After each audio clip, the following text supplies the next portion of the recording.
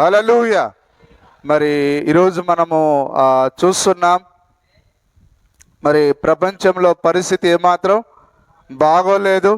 దేశాల మధ్యలో యుద్ధాలు జరుగుతూ ఉన్నాయి. ఒక పక్క వాతావరణము మనుషులను కలవరపెడుతూ ఉన్నది. మరి ప్రపంచమంతా ఒక అయోమయ స్థితిలో, గందరగోళ పరిస్థితిలో ఉన్నది. కానీ యెహోవా నామము బలమైన దుర్గము, నీతిమంతుడు అందులోనికి పరిగెత్తుకొని పోయి సురక్షితంగా ఉంటాడు. కాబట్టి ప్రపంచంలో ఏ మూల ఏది జరిగినా మనకు దానితో అవసరత లేదు. కానీ మరి యెహోవా నామం బలమైన దుర్గము, నీతిమంతుడు అందులో సురక్షితంగా ఉంటాడు. కాబట్టి మనం సురక్షితమైన ఆ కోటలో మనం ఉన్నాం. కాబట్టి ఈ ప్రపంచం యొక్క పరిస్థితులు వధువును ఏ మాత్రము గలిబిలి పరచలేదని నేను నమ్ముతున్నాను. హల్లెలూయా. దేవుని నామానికి మహిమ కలుగును గాక.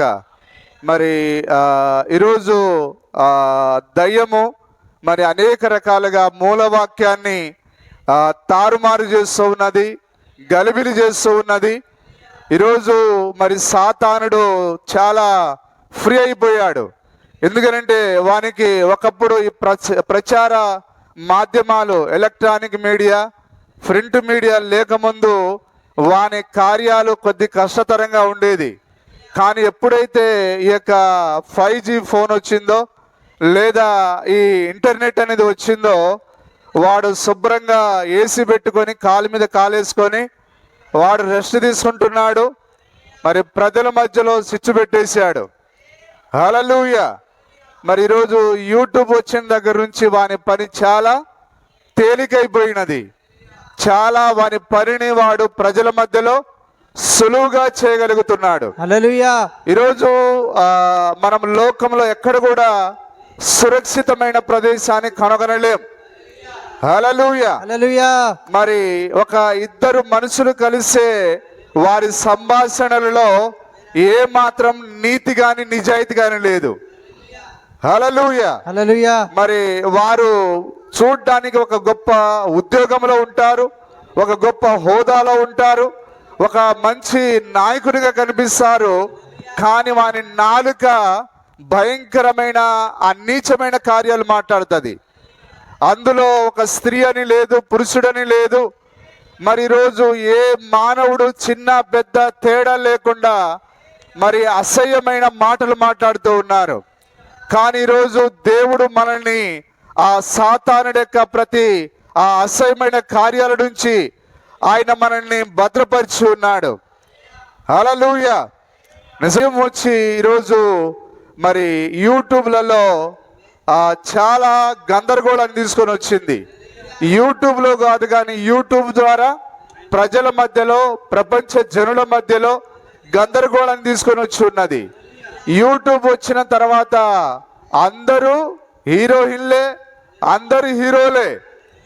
ప్రతి గజ్జిగాడు, ప్రతి తాగుబోతు, ప్రతి వ్యభిచారి, ప్రతి మోసగాడు ఎవరికి వారే యమునా తీరే అన్నట్టుగా ప్రతి ఒక్కరు హీరోలు అయిపోయారు.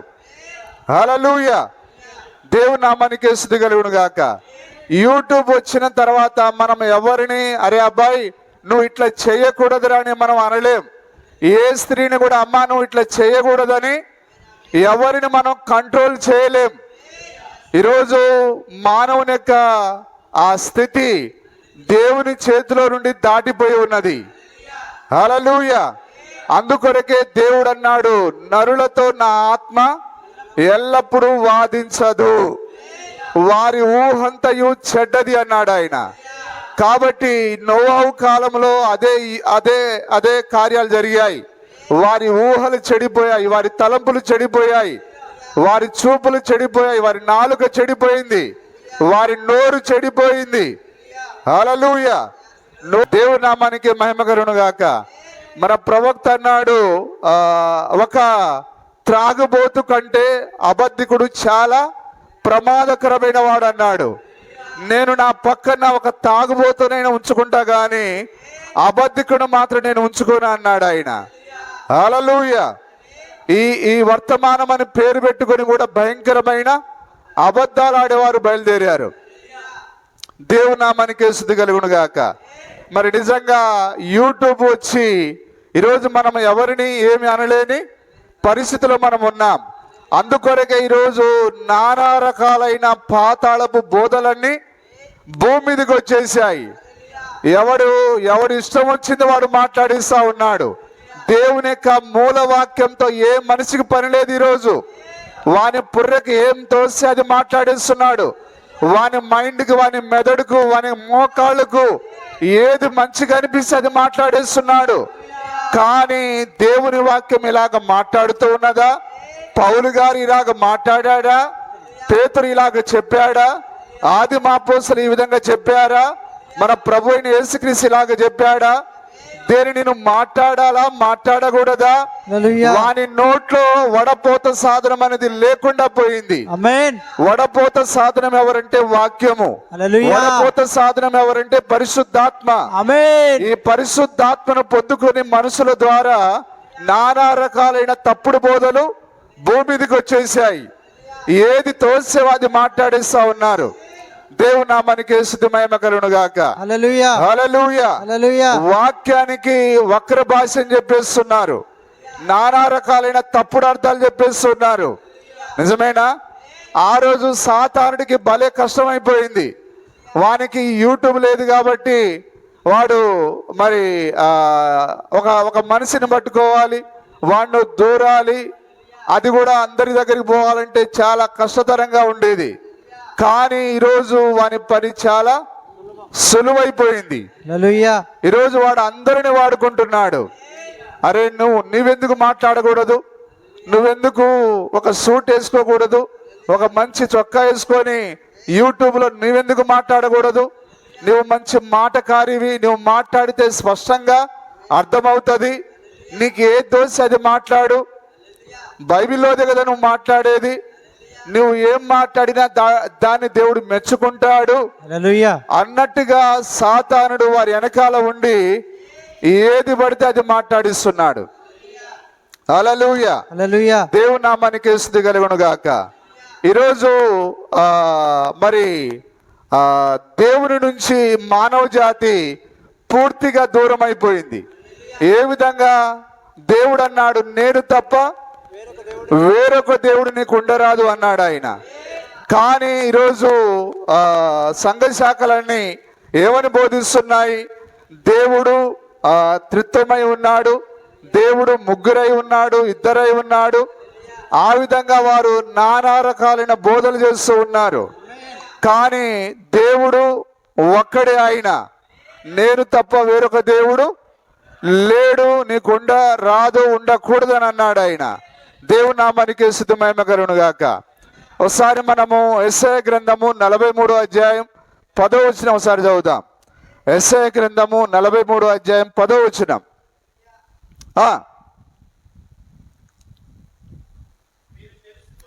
మీరు తెలుసుకొని నమ్మి నేనే ఆయనని గ్రహించున్నట్లు.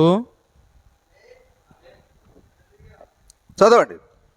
మీరు తెలుసుకొని నన్ను నమ్మి నేనే ఆయనను గ్రహించున్నట్లు. నేనే ఆయనని గ్రహించున్నట్లు. హల్లెలూయా. హల్లెలూయా. మరి నేనేంటిదో ఆయనేంటిదో ఎలాగ మనకు అర్థమయ్యేది? నేనే ఆయనను గ్రహించున్నట్లు మీరును నేను ఏర్పరచుకున్న నా సేవకుడును నాకు సాక్షులు నాకు ముందుగా ఏ దేవుడును నిర్మింపబడలేదు. హల్లెలూయా. హల్లెలూయా. ఎందుకంటే మనం ఇందాక మూలవాక్యాన్ని చదివాం. ఆయనకు ఆ యొక్క దినముల ఆయనకు దినముల ప్రారంభం గాని ఆ దినముల యొక్క అంతము గాని లేనివాడు ఆయన. ఆయనకు ముందు మరొక దేవుడు లేడు, ఆయన తర్వాత మరొక దేవుడు ఉండడు. హల్లెలూయా. ఆ వాక్యము యుగ యుగాలలో అదే వాక్యము. దేవుడు ఎన్నడూ తన ఆలోచన మార్చడు. ఆయన ఆలోచనలు శాశ్వతమైనవి, ఆయన ఆలోచనలు స్థిరమైనవి, అవి మార్పు లేనివి, అవి కదల్చబడనివి. హల్లెలూయా. నిజమేనా? నాకు ముందుగా ఏ దేవుడును నిర్మింపబడలేదు. నాకు ముందుగా ఏ దేవుడు నిర్మించబడలేదు. నా తర్వాత ఏ దేవుడును ఉండడు. నా తర్వాత ఏ దేవుడు ఉండడు.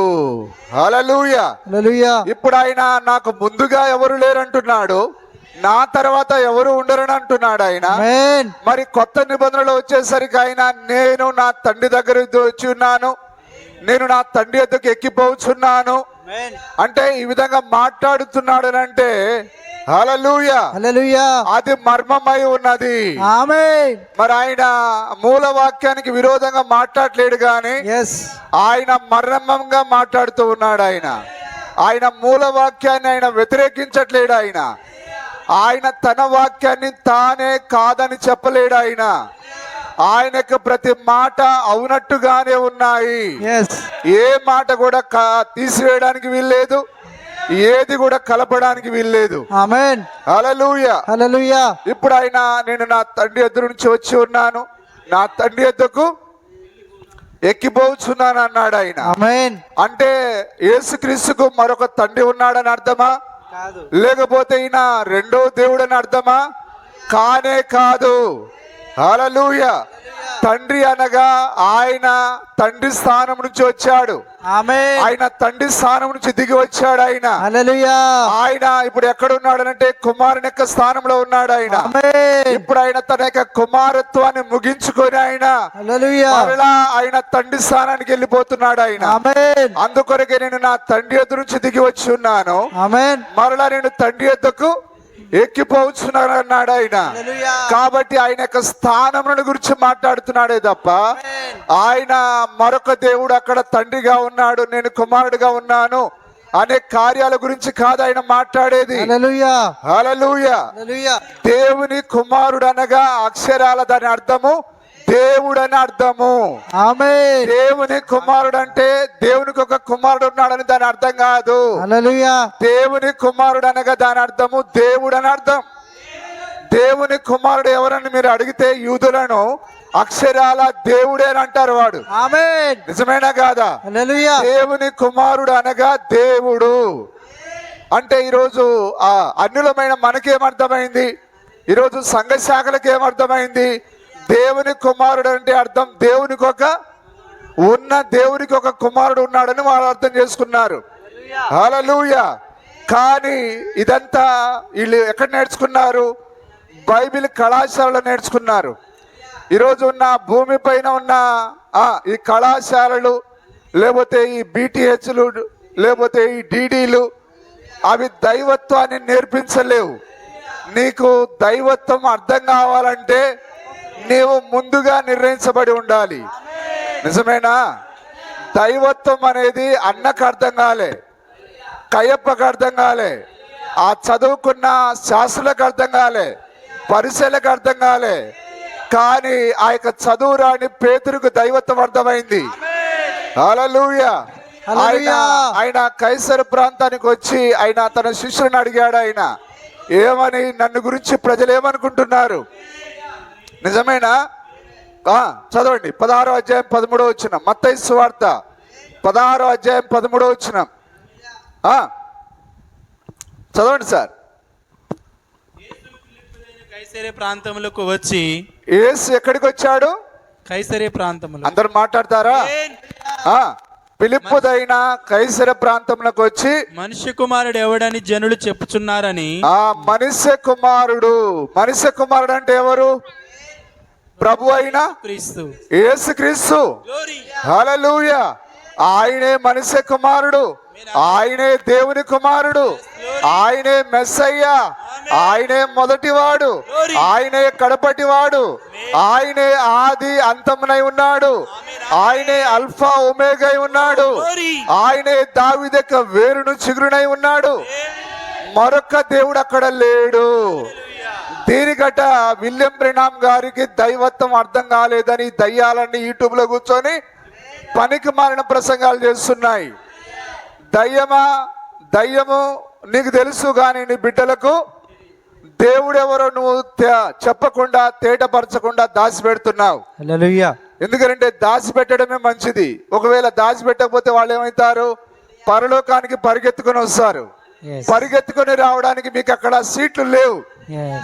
అక్కడ నా తండ్రి ఇంటి అనేకమైన నివాసాలు కలవు, లేని యెడల మీతో అవి నిర్ణయించబడిన వారికి ఆయన ఇచ్చేసాడు ఆయన. ఆమేన్. కాబట్టి వీళ్ళకి లేదు, కాబట్టి ఇవాళ్ళకి దేవుడు బయలుపరచుకోవలసిన అవసరత దేవునికి లేదు.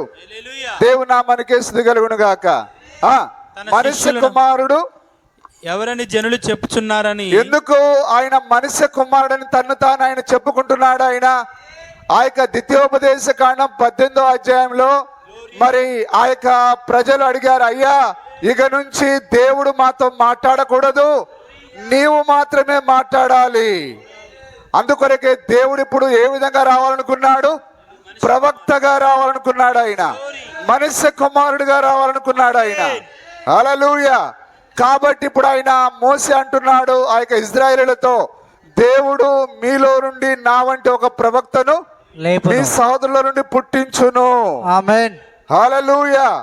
మీరు ఆయన యొక్క మాటను వినవలెను, ఆయన మాట వినని వాడు ప్రజల నుండి కొట్టివేయబడును అన్నాడు ఆయన. హల్లెలూయా.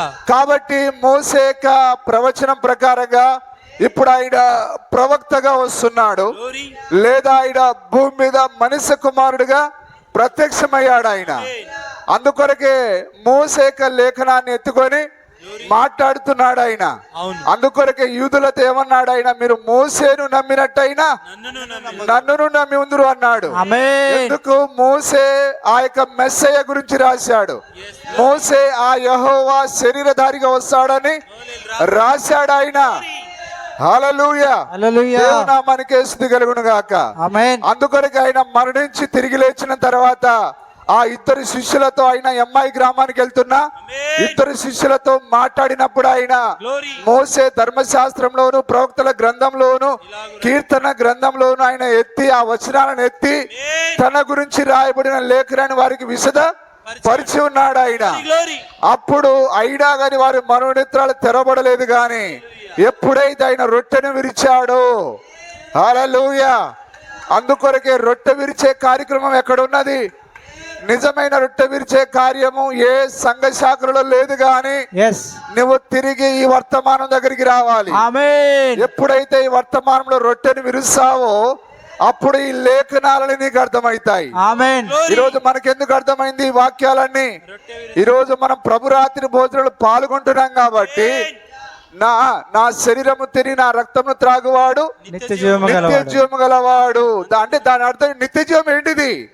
వాక్యమును తినడమే నిత్య జీవం. నువ్వు ప్రభురాత్రి భోజనాన్ని విరుస్తున్నప్పుడు వాక్యము నీకు అర్థమైతది. వాక్యాన్ని నువ్వు భుజిస్తావు, వర్తమానాన్ని భుజిస్తావు. అప్పుడు దినదినము నీ బాహ్య పురుషుడు అంతరించిపోతున్నా కృషించిపోతున్నా గాని ఆ అంతరంగా పురుషుడు దినదినము బలాన్ని పొందుకుంటాడు. ఏంటిది? ఆ యొక్క అంతరంగ పురుషునికి కావలసినది అదే వాక్యమై ఉన్నది. హల్లెలూయా. ఆయన లేఖనాన్ని ఎత్తి వారితో మాట్లాడి ఉన్నాడు ఆయన. అందుకొరకే మోసే నా వంటి ఒక ప్రవక్తను మీలో నుండి పుట్టించును అన్నాడు ఆయన. కాబట్టి ప్రవక్త అనగా అర్థం మనుష్య కుమారుడు అర్థం ప్రవక్త అయి ఉన్నాడు. అందుకొరకు ఆయన యెహెజ్కేలుతో నరపుత్రుడు అని అన్నాడు ఆయన. నరపుత్రుడు అనగా మనుష్య కుమారుడని లేదా ప్రవక్త అని అర్థమై ఉన్నది. హల్లెలూయా. ఇప్పుడు ఆయన అన్ని విషయాలను మాట్లాడుతున్నాడు ఆయన. చూడండి ఇక్కడ ఈ 16వ అధ్యాయము మరి బయలుపాటు కలిగిన వారి యొక్క అధ్యాయమై ఉన్నది. అక్కడే దేవుడు మరి దేవునికి ఆ శరీరంలో ఉన్న ఆ యొక్క ప్రభువుకు మధ్యలో ఒక కార్యం జరిగి ఉన్నది. అక్కడ నిలబడుకొని ఉన్న ఆయన రక్త మాంసంలో ఉన్న ప్రభు అయిన యేసుక్రీస్తు. ఇప్పుడు ఆయన ఎవరో అర్థం కావాలంటే హల్లెలూయా, పేతురుకు ఒక ప్రత్యక్షత రావాలి. ఎక్కడి నుంచి రావాలి? అది దేవుని దగ్గర నుంచి రావాలి. దేవుడి నుంచి దగ్గరికి రావడం అంటే దాని అర్థము ఆ పేతురుకు దేవుడు జగత్పునాది వేయబడక ముందే ఆయన ఎవరో ప్రత్యక్షత ఆ కైసర ప్రాంతంలో ఉన్నప్పుడు ఇవ్వాలని ఆయన ముందే నిర్ణయించుకున్నాడు ఆయన. ఆమేన్. నా మాటలు అర్థమవుతున్నాయా? హల్లెలూయా. నేను మాట్లాడితే పక్షిరాజులతోనైనా లేకపోతే కోడి పిల్లలతోనా? పక్షిరాజులేనా? హల్లెలూయా హల్లెలూయా. హల్లెలూయా అంతకు ముందు ఎప్పుడు పేతురు ఆయన ఎవరో గ్రహించలేదు గాని ఎప్పుడైతే ఆయన కైసర ప్రాంతానికి వచ్చాడో అప్పుడు ఆయన తరుణ గురించి అడుగుతూ ఉన్నాడు ఆయన. హల్లెలూయా. మనుష్య కుమారుడు ఎవడని జనులు చెప్పుకొనిచున్నారని తన శిష్యులను అడగగా వారు కొందరు బాప్తిస్మమిచ్చి యోహాననియు, కొందరు ఏమనుకున్నారు చెప్పండి? బాప్తిస్మిచ్చి యోహాన్ అనుకున్నారు. ఎందుకు? వారికి ఆ ప్రత్యక్షత దేవుడు వారికి ఇవ్వలేదు కాబట్టి. ఆ మహిమలో నుండి జగత్ పునాది వేయబడక ముందు దేవుడు వారికి ఆ ప్రత్యక్షత ఇవ్వడానికి వారిని ఎన్నుకోలేదు ఆయన. ఎన్నుకొనని వారికి నానా రకాలైన ఆలోచనలు వస్తాయి, కానీ వారికి వచ్చిన ఆలోచనలన్నీ అవి రైట్ కావాలి. హల్లెలూయా. దేవునా మనకి మహిమ కలుగును గాక. కొందరు ఏమనుకున్నారు చెప్పండి? కొందరు ఏలియా అనుకున్నారు, కొందరు ఇర్మియా అనియు, కొందరు మనల్ని ఏమనుకుంటున్నారు? వీళ్ళు పలానా వెంకటాయపాలెం గ్రామంలో ఉండే గౌడాస్ కాదు. కానీ నేను అలాగ అనుకోవట్లేదు, దేవుడు అలాగ అనుకోవట్లేదు. ఆయన ఏ విధంగా చూస్తున్నాడు? ఆయన జగత్ పునాది వేయబడక ముందు భూమికి పునాదులు వేసినప్పుడు నిన్ను ఆయన దేవుని కుమారుడిగా సృజించాడు. ఆయన ఇప్పటికైనా నిన్ను దేవుని కుమారుడిగా చూస్తున్నాడు. ఆయన మనుషులు చూచినట్టుగా చూడట్లేడు. ఆయన మనం కూడా మనుషులు చూచినట్టుగా చూడట్లేదు గాని అదే దైవ కరుణతో మనం చూస్తూ ఉన్నాం. మన రూపం ఏంటిదనంటే అదే యేసుక్రీస్తు యొక్క రూపమై ఉన్నది. మనం ఎవరము మనకు అర్థమవుతున్నది. మనం ఎవరము మనకు అర్థమవుతుంది. హల్లెలూయా. దేవుని యొక్క కుమార్తెలమై ఉన్నాము. ఇది అర్థం కావాలని నీకేం కావాలి? ఆ ప్రత్యక్షత కావాలి. హల్లెలూయా. ప్రత్యక్షత లేనివాడు ఇంకా కులాన్ని ప్రేమిస్తాడు. ప్రత్యక్షత లేనివాడు ఇంకా ఏవేవో కార్యాలలో మునిగి ఉంటాడు. కానీ ప్రత్యక్షత కలిగిన వాడు తాను దేవుని కుమారుని వలె ఉంటాడు. ప్రత్యక్ష స్త్రీ తాను దేవుని కుమార్తెని ఆమె గ్రహించి ఆమె ముందుకు అడుగు వేస్తా ఉంటుంది. హల్లెలూయా. నిజమేనా? ఇక్కడ ఇది సామాన్యంగా పేతురు ఏదో నోటికొచ్చింది వాగట్లేడు, అక్కడ నోటికొచ్చింది మాట్లాడలేడు అక్కడ ఆయన. హల్లెలూయా. ఇప్పుడు ఆయన ప్రత్యక్షతను పొంది ఆయన మాట్లాడుతూ ఉన్నాడు అక్కడ. ఈరోజు నీవు దేవుని కుమారుడు అని నిన్ను నీవు గుర్తించాలి. నేను దేవుని కుమారుని నీకు అర్థం కావాలంటే నీకు దేవుని దగ్గర నుంచి ప్రత్యక్షత రావాలి. సహోదరి, నువ్వు దేవుని కుమార్తె వరి నీకు బయలుపాటు వచ్చినప్పుడే నీవు అందరి స్త్రీలాగా ఉండవు కానీ ఒక ఉన్నతంగా ఉంటావు. ఒక ఉన్నతమైన పక్షిరాజు జీవితాన్ని జీవిస్తావు. హల్లెలూయా. నువ్వు రాజకుమార్తె అయితే నీ యొక్క బ్లౌజులు వేరుగా ఉంటాయి, నీ నడక వేరుగా ఉంటది, నీ మాట తీరు వేరుగా ఉంటది, నీలో ఉన్న మాధుర్యం వేరుగా ఉంటది. ఆ యొక్క నీ యొక్క జీవితం ఏ విధంగా ఉంటదనంటే ఆయన స్వీకరించే ఆ యొక్క ఇంపైన ఆ యొక్క సువాసనగా నీవు ఉంటావు. హల్లెలూయా. దేవుని నామానికి మహిమ కలుగును గాక. కాబట్టి దేవుని కుమార్తెగా పిలువబడడం అంటే ఏదో బాప్టిజం తీసుకుంటే దేవుని కుమార్తె కావు, ఏదో ప్రభురాత్రి భోజనం తీసుకుంటే దేవుని కుమార్తె కావు నీవు. అయితే నీకు తప్పకుండా ఒక బయలుపాటు కావాలి. నీవు ఆ యొక్క ఈ భూమి మీదకి రాకముందు నీవు ఏ స్థానంలో ఉన్నావో ఆ స్థానాన్ని నువ్వు చూడగలగాలి. హల్లెలూయా. నువ్వు ఏ స్థానంలో ఉన్నావు? భూమికి పునాదులు వేసినప్పుడు నీవు అక్కడ దేవుని కుమార్తెగా ఉన్నావు, నీవు అక్కడ దేవుని కుమారుడిగా ఉన్నావు. నిజమేనా? మనం ఇక్కడ యేసుక్రీస్తు నామములో బాప్తిసం పొందినప్పుడు దేవుని కుమార్తెలం కాదు. మనం జగత్ పునాది వేయబడక ముందే మనము దేవుని కుమార్తెలమై ఉన్నాం. ఆమేన్. ఎంతమందికి తెలిసి మర్మం? హల్లెలూయా. మర్మమేనా ఇది? ఆమేన్. జగత్ పునాది వేయబడక ముందే ప్రేమ చేత క్రీస్తులో మనము ఎన్నిక చేయబడ్డాం. హల్లెలూయా. హల్లెలూయా. మనమేదో మాయా రూపంలో ఫోటోలలో లేవు కానీ వాస్తవ రూపంలో ఉన్నాం. యోబుని అడిగాడు ఆయన, యోబు నీ నడుము కట్టుకో, నేను నిన్ను కొన్ని ప్రశ్నలు అడగాలి. మరి ఆ యొక్క భూమికి పునాదులు వేసినప్పుడు ఆ దేవదూతలు కేరింతలతో పాటలు పాడినప్పుడు నువ్వు ఎక్కడున్నావు? హల్లెలూయా. హల్లెలూయా. ఆయన అంటున్నాడు నీవు బహు వృద్ధుడవు, నువ్వు అక్కడ ఉన్నావు అంటున్నాడు ఆయన. మనం అక్కడ ఉన్నామా? ఆమేన్. ఖచ్చితంగా అక్కడ ఉన్నాం కాబట్టి ఈ రోజు ఈ గడియ వర్తమానంలో ఉన్నాం. ఆమేన్. కాబట్టి నిన్ను దేవుని కుమార్తెగా మార్చే కార్యం ఏంటిది? అదే ప్రత్యక్షత. ఆమేన్. అందుకొరకే ఆ యొక్క హానోకు ప్రతి దినము ప్రత్యక్షతను కలిగి ఉన్నాడు. అమ్మయ్య ఈరోజు అయిపోయింది, పొద్దున ప్రార్థన చేసిన, సాయంత్రం చేసా, ఈ రోజు అయిపోయింది, ఇక రేపటికి నాకు అక్కర్లేదు అనుకోలేదు ఆయన. ఈ రోజు ప్రత్యక్షతను కలిగిన వ్యక్తి రేపు ఇంకా ఎక్కువ ప్రత్యక్షతను పొందుకున్నాడు. ఆయన ఎక్కడ ఆగట్లేడు ఆయన. హల్లెలూయా. ప్రతిదినం ఆయన తన భార్య నడవకపోయినా, కుటుంబం నడవకపోయినా, ఎవరు పట్టించుకోకపోయినా ఆయన ఒక్కడు మాత్రమే దేవునితో నడుస్తున్నాడు. ఆయన అదృశ్యమైపోవడానికి ముందుగా అతడు దేవునికి ఇష్టడుగా జీవించాడు ఆయన. మరి హానోకు తనంతట తానే జీవించాడా? ప్రత్యక్షత లేకుండా జీవించాడా? ప్రత్యక్షత లేకుండా ఒకవేళ తనంతట తానే బుద్ధిపూర్వకంగా చేస్తే మరి వాక్యంలో ఏముంది? ప్రత్యక్షత లేకుండా దేవునికి ఇష్టడే ఉండుట అసాధ్యం. ఆయన ప్రతిదినం దేవునితో ఎలాగ నడిచాడు చెప్పండి? ఎలాగ నడిచాడు ఆయన? అదే ప్రత్యక్షత. అందుకొరకే ఈరోజు ప్రార్థించండి అని వాట్సాప్లో మెసేజ్ పెట్టాల్సిన అవసరం లేదు. ఈరోజు బైబిల్ చదవమని నిజమైన దేవుని కుమారునికి సంఘ కాపరి చెప్పాల్సిన అవసరం లేదు. బైబిల్లో ఏముంది బైబిల్లో? దేవుని కుమారులు దేవుని చేత బోధించబడుదురు. వారు నాలాంటి మనుషుల ద్వారా బోధించబడరు. వారు తమ అంతరంగంలో బోధించబడతారు. వారు ప్రత్యక్షలో బోధించబడతారు. వారిని ఎవ్వరూ ఆపలేరు. హానోకును ఆపగలిగే శక్తి ఏదైనా ఉన్నదా? ఆయన ప్రతిదినం ఆయన దేవునికి ఇష్టడుగా నడుస్తూ హల్లెలూయా నడుస్తా ఉంటే ఆయన తేలికైపోతున్నాడు. ఆయన నడుస్తా ఉంటే ఒకరోజు ఆయన ఆ విధంగా నడుస్తూ ఆయన అదృశ్యమైపోయి మహిమలోనికి వెళ్ళిపోయాడు ఆయన. హల్లెలూయా. అదే విధంగా హానోకు 7వ వాడై ఉన్నాడు. అదే విధంగా ప్రతిదినము దేవునితో నడిచే ఒక హానోకు వంటి వధువునైనా తన యొక్క తలంపులో, తన యొక్క ఆలోచనలు ఆయన జగత్పునాది వేయబడక ముందుగా ఎన్నుకున్నాడు. హల్లెలూయా. నిజమేనా?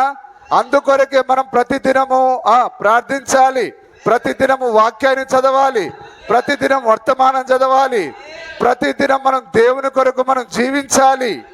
హల్లెలూయా. అది ఏ విధంగా మనం చేయగలము? కేవలము ప్రత్యక్షత ద్వారా. కాబట్టి ఈరోజు మనం బలవంతంగా దేవుని కుమారులుగా మనం మారలేం. కానీ ఈరోజు ఈ భ్రష్ట సమాజం ఏమంటున్నది? అతడు యేసు ప్రభు మతంలో దిగాడు. అదేమన్నా బురదగుంటనా? లేకపోతే అదేమన్నా వరిమడి ఆ పొలం? అది ఆ బురదలో దిగి నాట్లు వేయడానికి, ఇదేదో మతం పుచ్చుకోవడానికి అట్లా ఏముండదు సార్. యేసుక్రీస్తు పక్షపాతి కాడాయన. నేను ఎంతమందిని పట్టుకొచ్చి చర్చిలో కూర్చోబెట్టినా నా ద్వారా బలవంతంగా వచ్చిన వారు సరైన జీవితాన్ని జీవించలేరు. ఒకవేళ ఆయన చిత్తంలో లేక ఉన్న వారిని కూడా యేసు ప్రభువే పట్టుకొచ్చి కూర్చోరా ఇక్కడ, నువ్వు వాక్యాన్ని విను బాగుపడతావని చెప్పినా వాడు వినడు. స్వయంగా ఆ గొప్ప దేవుడే ఆ కయీను దగ్గరికి వచ్చి, నాయనా కయీను, నీకెందుకురా తిరుగుబాటు? ఆ హేబేలు మీ తమ్ముడు ఏం చేశాడు? వాడు చేసినట్టు నువ్వు చేయరా అంటే అయినా కానీ నశేమెర వాడు వినలే. ఈరోజు కూడా అంతే. హల్లెలూయా. కాబట్టి ఇదేదో బలవంతంగా దేవుని కుమారులుగా నేను ఎవరు మార్చలేరు. బలవంతంగా నేను ఎవరు దేవుని కుమార్తెగా మార్చలేరు. హల్లెలూయా. ఈరోజు నిన్ను పొడవు జాకెట్లు కుట్టించుకోమని, పొడవు బ్లౌజులు కుట్టించుకోమని, చక్కగా నిండుగా చీర కట్టుకోమని ఎవరు నీకు చెప్పాల్సిన అవసరం లే. నీ లోపలే ఆ గ్రహించే శక్తిని పెట్టాడు ఆయన. పావురానికి నూనె రాయాల్సిన అవసరం లేదు. దాని లోపలే ఆ నూనెని దేవుడు పెట్టాడు. ఆ నూనె దానిని ఎల్లప్పుడూ తాజాగా ఉంచేది. హల్లెలూయా. దేవుని నామానికి మహిమ కలుగును గాక. కోడి పుంజుకు ఎవరు నూనె రాస్తారు? కానీ దాని ఎంట్రికలు నిగనిగలాడుతాయి. కారణం ఏంటి? దాని ఎంట్రికల్లోనే, దాని ఆ శరీరంలోనే ఆ నూనె ఉత్పత్తి అవుతుంది. మరి ఆ యొక్క ప్రకృతి సంబంధమైన వాటిలోనే నూనె ఉత్పత్తి అయితే ఈరోజు నిజమైన నూనె లేదా? ఆ కలువరిలో ఆయన నూనెను ఆయన మన పైన కొమ్మరించాడు ఆయన. హల్లెలూయా. అదే ఆ కల్వరి సిలువలో ఉన్న ఆ ప్రవాహం మనలోనికి రావాలి. అదే నిన్ను సరైన స్త్రీనిగా మార్చేది, అదే నిన్ను సరైన పురుషునిగా మార్చేది. హల్లెలూయా. దేవుని నామానికే స్తుతి కలుగును గాక. ఈరోజు మీరు ఇక్కడ కొద్ది మంది వచ్చారు, ఏదో నన్ను సంతోషపెట్టడానికి వచ్చారా? ఈరోజు వర్షమైనా పర్వాలేదు, మనల్ని పాస్టర్ గారు వర్షంలో వచ్చారా శబాస అనాలి. నా ద్వారా ఒకవేళ మీరు పొగడబడితే మీకేమొస్తుంది? మట్టి బూడిద తప్ప. హల్లెలూయా. కానీ అసలైన ఆయన మిమ్మల్ని పొగడాలి. నీ శ్రమను, నీ కష్టమును నేను ఎరుగుదును. హల్లెలూయా. కాబట్టి నిన్ను వర్షాన్ని దాటి, పక్షిరాజు వర్షం పడతా ఉంటే రెక్కలు చాపుకొని క్యావ్ క్యావ్ కాకిలాగా అది అరవదు. అది వర్షం పడతా ఉంటే ఆ వర్షం పైన ఎగురుతుంది అది. హల్లెలూయా. దేవుని నామానికి మహిమ కలుగును గాక. నిజమేనా? ఇట్లాంటి ఎన్ని పెను తుఫానులు వచ్చినా అట్లాంటి దాన్ని లెక్క చేయదు అది. ఎందుకంటే దానికి దేనిపైన ఇష్టమనంటే దాని బలమైన రెక్కల పైన. ఇటు 7 అడుగులు, ఇటు 7 అడుగులు. అలాగనే ఏడో సంఘకాలమేనా ఇది? మరి బలమైన రెక్కలు మనకున్నాయా? వర్షం పైన మనం ఎగరగలము, చలి పైన మనం ఎగరగలం, ఎండకు పైగా మనం ఎగరగలం. పక్షిరాజును ఆపగలిగేది ఏది లేదు సార్. దేవుని నామానికి స్తుతి కలుగును గాక. అయితే నీకు తప్పకుండా నిన్ను ఆ విధంగా ఆ ఉత్సాహభరితంగా ఉంచేది ఒక సేవకుని యొక్క ప్రసంగం కాదు, కానీ అదే దేవుని యొద్ద నుంచి వచ్చిన ప్రత్యక్షత, అదే తాజా మన్నై ఉన్నది, తాజా వర్తమానమై ఉన్నది. కాబట్టి అమ్మ, ముక్కుకు బేసర వద్దు, చెవులకు దిద్దులొద్దు. ఎవడు చెప్తాడు నీకు? ఎవరు చెప్పాల్సిన అవసరం లేదు. హల్లెలూయా. నీకు ఎక్కడి నుంచి రావాలి వర్తమానం? ఆ మహిమలో నుండి రావాలి. దేవుని నామానికి స్తుతి కలుగును గాక. నిజమైన విత్తనానికి పిచ్చకారి చేయాల్సిన అవసరం లేదు. దానికి అదే అది కసిగా నిలబడుతుంది. అది దాని ఫలాలను అది ఫలిస్తుంది. అది లేదు బ్రదర్, ఇట్లా చేయకూడదు బ్రదర్, ఇట్లా చేయకూడదు సిస్టర్, నీకు ఎవరు చెప్పాల్సిన అవసరం లేదు. హల్లెలూయా. పేతురు గారికి ఒక గదిలో తీసుకెళ్ళి, అరే నేను కైసర ప్రాంతానికి వెళ్తాను, అక్కడ మరి నిన్ను కొన్ని ప్రశ్నలు అడుగుతాను, నన్ను గురించి నువ్వు ఇట్లా అనాలని ఏమన్నా ఈ అమ్మ తేజ నేర్పించినట్లుగా, ప్రవీణ్ కుమార్ నేర్పించినట్టుగా ఆయన ఏమన్నా నేర్పించాడా? లేదు సార్. ఆయన నటించే దేవుడు కాడా ఆయన. దేవుని నామానికి మహిమ కలుగును గాక. ఎప్పటి నుంచి ఉంది నీకు ఈ రోగం? ఆమె చెప్పాలి, సార్ మీరు అయ్యగారు మీరు నేర్పించే దగ్గర నుంచి ఉంది అయ్యగారు, మీరు ఇందాక నేర్పించారు కదా, 6 నెలల నుంచి ఉందని చెప్పమని అన్నారు కదా, అప్పటి నుంచే ఉంది అయ్యగారు అని చెప్పాలి. దేవుని నామానికి మహిమ కలుగును గాక. హల్లెలూయా. ఉన్నారా? ఇక్కడే ఉన్నారా ఈరోజు? కాబట్టి మనం ఎవరం బలవంతంగా లేము ఇక్కడ. మనని ఎవరు బలవంతం చేసి ముందుకు నెట్టాల్సిన అవసరం లేదు. కేవలం నీవు మాత్రమే ఆయనను ప్రేమించాలి. ఆ ప్రేమించాలంటే నీకేం కావాలి? ఆ గొప్ప బయలుపాటు కావాలి. దేవుని నామానికి స్తుతి కలుగును గాక. ఆ యొక్క గొర్రె పిల్లని తీసుకొని రమ్మని హేబేలుకు అవ్వ చెప్పలే, ఆదాము చెప్పలే, ఎవ్వరు చెప్పలే ఆయనకు. కానీ దేవుడు ఆ యొక్క సమయంలో ఆ యొక్క విత్తనాన్ని చుట్టింది ఆయనే. ఆ యొక్క హేబేలులో జీవాన్ని పెట్టింది ఆయనే. ఆ జీవము తగిన కాలంలో కనెక్ట్ అవుతుంది. అది దేనికి? ఆ గడియ వర్తమానానికి అది కనెక్ట్ అవుతుంది. అది మనము ఇలాగ వస్తామని మనం అనుకున్నామా? కానీ మన కొరకు దేవుడు ఒక సమయాన్ని కేటాయించాడు. ఆ సమయంలో మనం ఈ వాక్యానికి మనం కనెక్ట్ అయ్యాం. హేబేలు ఎట్లయితే కనెక్ట్ అయ్యాడో, ఆ యొక్క పేతురు ఎట్లయితే కనెక్ట్ అయ్యాడో, అలాగనే మనము ఆ విధంగా కనెక్ట్ అయ్యాం. ఇది ఏ బైబిల్ ట్రైనింగ్ చేస్తే ఈ ప్రత్యక్షత వస్తుంది? నిజం వస్తుందా? హల్లెలూయా. దేవుని నామానికి మహిమ కలుగును గాక. అందుకొరకే సోదరి, నువ్వు తప్పకుండా దేవుని దగ్గర నుంచి ప్రత్యక్షతను అడగాలి. ప్రత్యక్షత విశ్వాసమును కర్త ఆయనే. విశ్వాసం అనగా ప్రత్యక్షతయే. ప్రభువా, నీ కొరకు నాయనా నిన్ను ఇష్టపెట్టే జీవితాన్ని నేను జీవించినట్లుగా నాకు ఆ గొప్ప ప్రత్యక్షత ఇచ్చే ప్రభువా. నువ్వు స్త్రీవైనా పురుషుడవైనా అలాగనే నీవు ప్రార్థించాలి. ఎందుకంటే ఈరోజు మనం అన్నిటికంటే ఎక్కువగా దేని కొరకు మొరపెట్టాలి? ప్రత్యక్షత కొరకు మొరపెట్టాలి, ఆ బయలుపాటు కొరకు మొరపెట్టాలి. దేవుని నామానికి మహిమ కలుగును గాక. ఎందుకంటే ఆయన తన సంఘాన్ని ప్రత్యక్షత పైన కడతారని చెప్పాడు ఆయన. ఇప్పుడు ఆయన కడుతున్న సగం ఏంటిది? 4 గోడలు కాదు. హల్లెలూయా. ఆ స్త్రీలతో పురుషులతో కూడిన ఆ సమూహాన్ని ఆయన దేవాలయంగా కడుతున్నాడు. ఆయన దేనిపైన? వాక్యం అనే ప్రత్యక్షత పైన. ప్రత్యక్షత నేను ఎక్కడికి నడిపిస్తుంది? వాక్యం ఎదుగు నడిపిస్తుంది. విలియం బ్రెన్హామ్కు ప్రత్యక్షత వచ్చినప్పుడు ఆయన తన వైపు మనని నడిపించలేదు, కానీ ఆ యొక్క ప్రత్యక్షత మనని యేసు వైపుకి నడిపించింది. హల్లెలూయా. హల్లెలూయా. కానీ ఈరోజు దయ్యాలన్నీ చాలా కార్యాలు ఉన్నాయి లోకంలో మాట్లాడుకోవడానికి. ఆ రోజు ఈ పని పాట లేని పరిసయ్యులు ఆయన ఏ విశ్రాంతి దినాన ఎక్కడ ఉన్నాడో అక్కడ హాజరయ్యేవారు. సార్, వారికి ఏమన్నా వేరే పనులు లేవా? సద్దుకైలు తిరిగి మరణిస్తే ఇక అటేనని నమ్ముతారు వాళ్ళు, ఆత్మ లేదని నమ్ముతారు వాళ్ళు. వాళ్ళతో వాదన పెట్టుకోవచ్చుగా. సద్దుకైలతో అరే మీరు తప్పులో ఉన్నారా, మీరు సరి అవ్వండిరా అని చెప్పారా? సద్దుకైలతో భుజాలపైన సద్దుకైడు పరిసైడు ఒకరినొకరు భుజాలపైన చేతులు వేసుకొని పోదవరా. ఈరోజు ఎక్కడ? ఈరోజు ఏడున్నాడు ఆయన? బేతనీయలో ఉన్నాడా? యెరూషలేములో ఉన్నాడా? ఆయన ఎక్కడుంటే అక్కడికి పోయి తప్పు పట్టడం. ఈ గూనోడు ఉన్నాడు, ఈరోజు బాగు చేస్తాడా? ఈ కుంటోడు ఉన్నాడు, ఈరోజు బాగు చేస్తాడా? వారి పనంతా ఏంటిది? హల్లెలూయా. యేసుక్రీస్తును తప్పు పట్టడమే వారి పని. వారి యొక్క జీవిత లక్ష్యం ఏం పెట్టుకున్నారు వాళ్ళు? యేసు ప్రభును తప్పు పట్టడమేగా పెట్టుకున్నారు వాళ్ళు. కొందరు అంతే, స్త్రీ కూడా అంతే. అయ్యగారు ఇన్ని మాటలు చెప్తాడు, ఈయన పెద్ద నీతిమంతుడా, ఎక్కడ తప్పులు చేయడా? నేను చెప్పాను ఎప్పుడన్నా? హల్లెలూయా. దేవుని నామానికి మహిమ కలుగును గాక. సేవకుని యొక్క తప్పిదాలను చూసేవారు, ఆ విధంగా సంఘ పెద్దల తప్పులను చూసేవారు ఎవరు? వీళ్ళు మోడ్రన్ పరిసయ్యులు, ఆధునికమైన పరిసయ్యులు. దేవుని నామానికి స్తుతి కలుగును గాక. హల్లెలూయా. నిజమేనా? ఈరోజు కూడా అంతే. దయ్యాలన్నీ చాలా చాలా సమస్యలు ఉన్నాయి. వాటన్నిటిని విడిచిపెట్టి అనేకమైన తప్పుడు బోధలతో ఈరోజు ప్రపంచమంతా మునిగిపోయి ఉన్నది.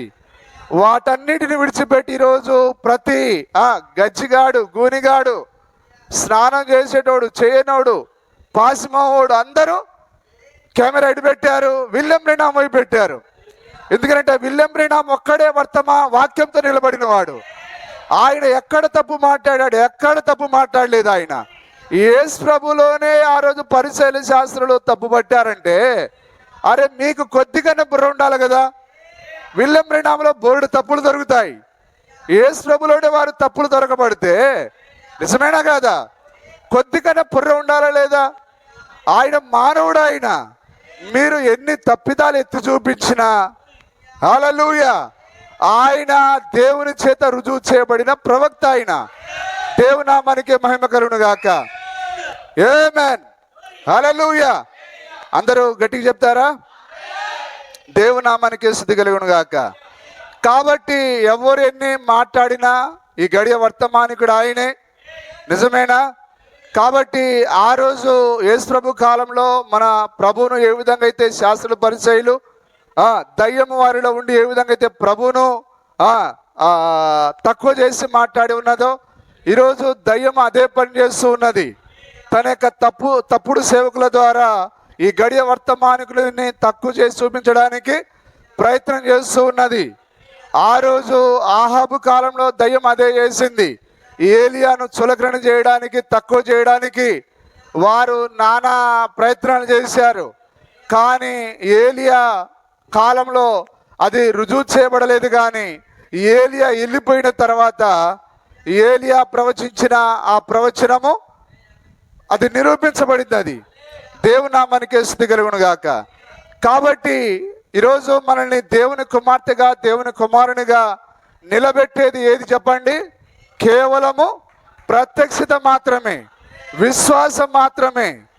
కాబట్టి ప్రత్యక్షత నేను ఎక్కువ కానుకలు ఇస్తే రాదు, అది ఎక్కువ దశమభాగం ఇస్తే రాదు, అది లేకపోతే నేనేదో చేతులు కట్టుకుంటే, ఏదో వంగి వందనాలండి అని అట్లా చెప్తే రాదు. అది నీవు ఆ ప్రత్యక్షతను పొందుకోవడానికి ముందుగా నిర్ణయించబడి ఉండాలి. హల్లెలూయా, దేవుని నామానికి మహిమ కలుగును గాక.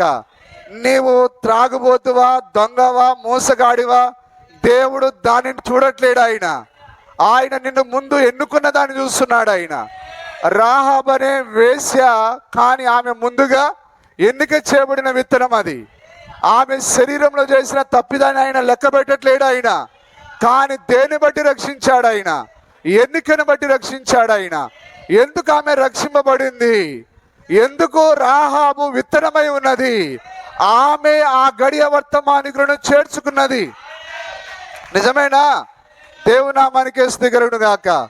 ఎందుకు ఆ సమరే స్త్రీ శరీరంలో ఎంతో పాపాన్ని కలిగి ఉన్నది, కానీ ఆమె శరీరంలో జరిగించిన ఒక్క పాపాన్ని కూడా చూడలేదు ఆయన. ఎందుకు చూడలేదు ఆయన? చెప్పండి. ఆమె ముందుగా నిర్ణయించబడిన విత్తనం. కాబట్టి సార్, నేను భక్తి పరుడను, బైబిల్ బాగా చదువుతాను, మేము బైబిల్ పండితులము, అందుకొరకే మేము ఈ తప్పుడు బోధనను నిరోధిస్తున్నాం. నీ జ్ఞానం ద్వారా నిరోధిస్తావా? హల్లెలూయా, దేవుని నామానికి స్తుతి కలుగును గాక. సమరే స్త్రీ ఎక్కడి నుంచి బయలుపాటు పొందుకున్నది? చెప్పండి. ఆమెకు బయలుపాటు ఇచ్చింది ఎవరు? దేవుడేనా? అందుకొరకే బయలుపాటు నీకు ఎవరు ఇవ్వరు. కానీ నీ ఏదో మతభక్తి ద్వారా బయలుపాటు రాదు, కానీ నువ్వు ముందుగా నిర్ణయించబడి ఉండాలి. అప్పుడు మాత్రమే నీకు సరైన బయలుపాటు దేవుడిస్తాడు. ఆ పచ్చి వ్యభిచారిణి, ఆ యొక్క 6 భర్తలతో ఉన్న స్త్రీ, ఆయన దేవుని కుమారుడిని చూడగలిగింది, ఆయన మెస్సయ్యని చూడగలిగింది, ఆయనే ఏకైక దేవుడిని చూడగలిగింది.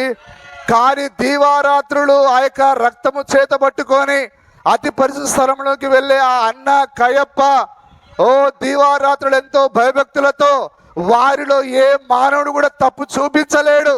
అలాంటి మంచి జీవితాన్ని జీవించిన వారు మాత్రం వారి యొక్క సొంత దేవుడైన వారి మెస్సయ్యను వారు ఏమన్నారు? బయల్జేబులు, దయ్యం పట్టినవాడు, దయ్యాలకు అధిపతి అన్నారా? ఎందుకు రోజు బైబిల్ చదివిన వారికి బయలుపాటు రాలే? చెప్పండి, చెప్పండి. హల్లెలూయా. విత్తనానికి మాత్రమే వస్తుంది, ముందుగా నిర్ణయించబడిన విత్తనం అది. దేవుని నామానికి స్తుతి కలుగును గాక. కాబట్టి వీళ్ళందరూ ఏదో పనికి మాలిన ఒక గదిని ఏర్పాటు చేసుకుని ఒక స్టూడియో అట, ఆ స్టూడియోలో కెమెరాలట, వీడు చెప్తే ఎవడో మారుతాడట. మారుతాడా సార్ ఎవరైనా? యేసు ప్రభు ఏ స్టూడియో పెట్టాడు? ఎక్కడ మాట్లాడాడు ఆయన? చెప్పండి. ఆ యాకోబు బావి దగ్గరికి వెళ్ళాడు, నిజమేనా?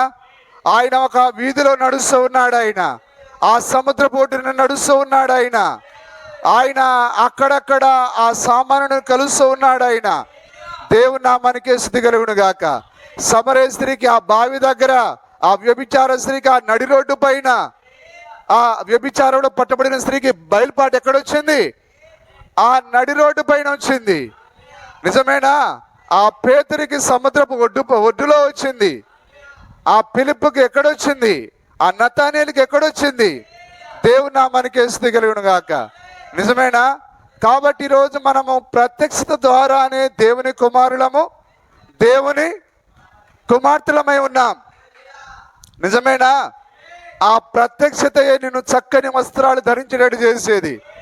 తీయమ్మ తీ, ముక్కులో ది, చెవులో ది, అది మంచిది కాదు. పౌలు గారు ఇట్లా రాశాడు, పేతురు గారు ఇట్లా చెప్పాడు. ఇవన్నీ ప్రసంగాలు అవసరం లేదు నీకు. హల్లెలూయా. పేతురు, నువ్వురా, నేనెవరో నీకు అర్థం కావాలంటే ఆ అన్న స్కూల్లో జాయిన్ చేస్తా, ఆయన దగ్గర కొన్ని రోజులు బైబిల్ ట్రైనింగ్ చేయి, అట్ట అనలేదు ఆయన. హల్లెలూయా. దేవుని నామానికి మహిమ కలుగును గాక. కాబట్టి ఇప్పుడు నువ్వు మంచి వస్త్రాలు ధరించాలంటే ఈ మోటోడైన ఈ బాయ్స్ పాస్టర్ దగ్గర కాదు, నిన్ను చక్కగా అనర్గళంగా ఇంగ్లీష్లో మాట్లాడే ఆయన దగ్గర కొన్ని రోజులు నీకు తర్బీదు ఇప్పిస్తాను. అప్పుడు నువ్వు చక్కగా వయ్యారంగా ఎట్లా మాట్లాడాలి? హాయ్ బ్రదర్, హాయ్ సిస్టర్, ఎట్లా మాట్లాడాలో ట్రైనింగ్ ఇప్పిస్తా, అట్లా అన్నాడు ఆయన. దేవుని నామానికి స్తుతి మహిమ కలుగును గాక. ఒకవేళ అట్లాంటిదేనైతే యోహానుకైనా, అరే నువ్వు ఇట్లా పోతే కుదరదురా, ఎట్లా ఉండాలి? నువ్వు చాలా క్లాస్గా ఉండాలి, నువ్వు సూట్ వేసుకోవాలి, నీ గడ్డం చాలా ట్రిమ్మింగ్ చేసుకోవాలి, నీ లాంగ్వేజ్ ఎట్లా ఉండాలి, చాలా అట్రాక్టివ్గా ఉండాలి. నువ్వు మాట్లాడితే ప్రజలు చాలా పరవశంలోకి వెళ్ళిపోవాలి. నువ్వు గొడ్డలు తీసుకొని ఆ మిడతలని గడ్డంలో ఇరికించుకొని సర్ప సంతానమా పాము బిడ్డలు అంటే ఎవరైనా వస్తారా? నాకు నువ్వు శిష్యుని ఎవరిని చేస్తావు నువ్వు అట్లా అన్నాడు ఆయన. నీకు ఎట్లా దోశ అట్లా మాట్లాడమని అన్నాడు ఆయన. అంటే ఆయన బూతులు మాట్లాడలేదు ఆయన. దేవుని నామానికి మహిమ కలుగును గాక. మాట్లాడితే ఆ యొక్క యోర్దాను అరణ్యం అంతా మారు మోగిపోయింది. దేవుని నామానికి స్తుతి కలుగును గాక. హల్లెలూయా. ఎక్కడ ఉన్నాం మనం ఇప్పుడు? ప్రత్యక్షత దగ్గర మనం ఉన్నాం. ఈరోజు నేను చక్కని వస్త్రాలు ధరించేటట్టు చేసేది ఏంటిది? ప్రత్యక్షత. హల్లెలూయా. నిన్ను చక్కగా ఆ యొక్క పురుషుని వస్త్రాలు ధరించేటట్టుగా ఓ పురుషుడా నిన్ను చేసింది ఏంటిది? ఆ గొప్ప ప్రత్యక్షత. అందరిలాగా ఆ యొక్క ఆడవాళ్ళు లోపలేసుకుని నిక్కరేసుకొని నువ్వు రోడ్ల పైన బండ్ల పైన ఎందుకు తిరగట్లేవు? ఎందుకంటే నీకు ఒక ప్రత్యక్షతని ఇచ్చాడు ఆయన. ఈ పొట్టి నిక్కర్లు నావి కావివి. హల్లెలూయా. నాదేంటిదంటే బారు పాయింటే నాది. ఆమేన్. ఆ బారు చొక్కా నాది. హల్లెలూయా. నిజమే. నా బయలుపాటు నీకు ఎవరు ఇవ్వాలి? దేవుని దగ్గర నుంచి రావాలి. దేవుని నామానికి స్తుతి మహిమ కలుగును గాక. ఇప్పుడు మనం ఎక్కడున్నాం? ప్రత్యక్ష దగ్గర ఉన్నాం. ఆయన ప్రమాణం చేశాడా? నా సంఘమును ఈ బండ పైన కడతా అన్నాడు ఆయన. ఏంటిది సంఘం అనంటే మనమే. ఈరోజు స్త్రీలు పురుషులు కలిసి ఉన్నదే సంఘమై ఉన్నది. ఆయన మనందరినీ ప్రత్యక్షత అనే బండ పైన కడుతున్నాడు ఆయన. దేవుని నామానికి స్తుతి కలుగును గాక. నామానికి స్తుతి కలుగును గాక. చదవండి. కొందరు ఇర్మియానియు లేక ప్రవక్తలలో ఒకడనియు చెప్పుకొనుచున్నారని. అందరు ఉన్నారా? ఇక్కడే ఉన్నారు అందరూ? గట్టిగా ఆమేన్ చెప్తారా? హల్లెలూయా. ఇప్పుడు కొందరు ఏమనుకున్నారు? ఏలియా అనుకున్నారు. కొందరేమో ఇర్మియా అనుకున్నారు. నిజమేనా? హల్లెలూయా. ఎందుకు వాళ్ళు ఆ విధంగా అనుకున్నారు చెప్పండి? ఎందుకనంటే దేవుడే వారికి ప్రత్యక్షతను ఇవ్వలేదు. కాబట్టి ప్రత్యక్షత లేనివాడు ఈరోజు దేవుడు ముగ్గురేని అనుకోవడంలో ఆశ్చర్యం లేదు. ఈరోజు ప్రత్యక్షత లేని వాళ్ళే త్రిత్వము, త్రియేక దేవుడు, ముగ్గురు, ఏడుగురు, నలుగురు అని చెప్పుకునేది. ఈ యూట్యూబ్లలో పనికి మాలిన ఆ యొక్క చర్చా వేదికలు, ఆ డిబేట్లు పెట్టుకునేది ఎవరు చెప్పండి? ఈ బయలుపాటు లేని వారు. దేవునామానికి మహిమ కలుగును గాక. ఆ రోజు బయలుపాటు లేని వారు వారి సొంత దేవుడు అయినా ఎవరు? భూమి ఆకాశములకు సృష్టికర్త. మోసే రాసిన దాని లేఖనం ప్రకారంగా ఆయన శరీరంలో ఉన్నాడు ఆయన. అంత గొప్ప దేవుడిని వారు చూసి ఇప్పుడు ఏమంటున్నారు? యోహాను లేకపోతే ఏలియా అని అంటున్నారు. కొందరేమో ఇర్మియా అని అంటున్నారు. అది ఓరోదగినదేనా? అది సరైనదేనా? అది తప్పది. హల్లెలూయా. అందుకైనా మీరైతే నేను ఎవడనని చెప్పుకొనుచున్నారని వారిని అడిగాను. హల్లెలూయా. దేవునామానికే మహిమ కలుగును గాక.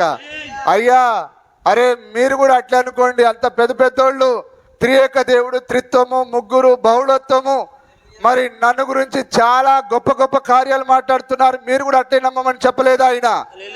సరే, వారు బయలుపాటు లేని వారు కాబట్టి నన్ను గురించి ఏలియా అని అనుకున్నారు. బయలుపాటు వారికి నేను ఇవ్వలేదు కాబట్టి ఇర్మియా అని అనుకున్నారు. ప్రవక్తలలో ఒకడు అనుకున్నారు. హల్లెలూయా. అయితే ఇప్పుడు మీరు నన్ను గురించి మీరేమనుకుంటున్నారు? సంఘ శాఖలు ఏమన్నా అనుకోనియండి, త్రిత్వం అనుకోనియండి, త్రియేక దేవుడు అనుకోనియండి, ఇంకో ఫాదర్ పైన ఉన్నాడు, కుమారుడు కిందికి వచ్చాడని అనుకోనియండి, వారు ఏదైనా మాట్లాడుకోనియండి. అయితే మీరైతే ఏమనుకుంటున్నారు? హల్లెలూయా. నిజమేనా? ఈరోజు మనం చాలా సామాన్యులం. మనకు ఏ డిగ్రీలు లేవు, ఏ బీటీహెచ్లు, ఏ బైబిల్ ట్రైనింగ్ లేవు.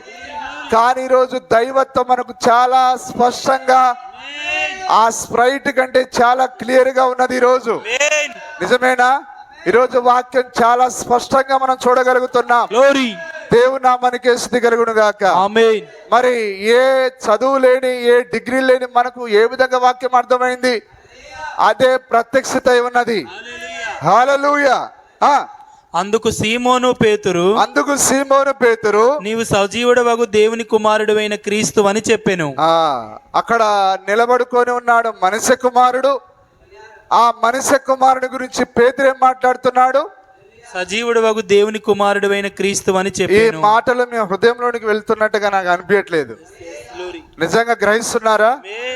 హల్లెలూయా. పేతురు ఏమంటున్నాడు?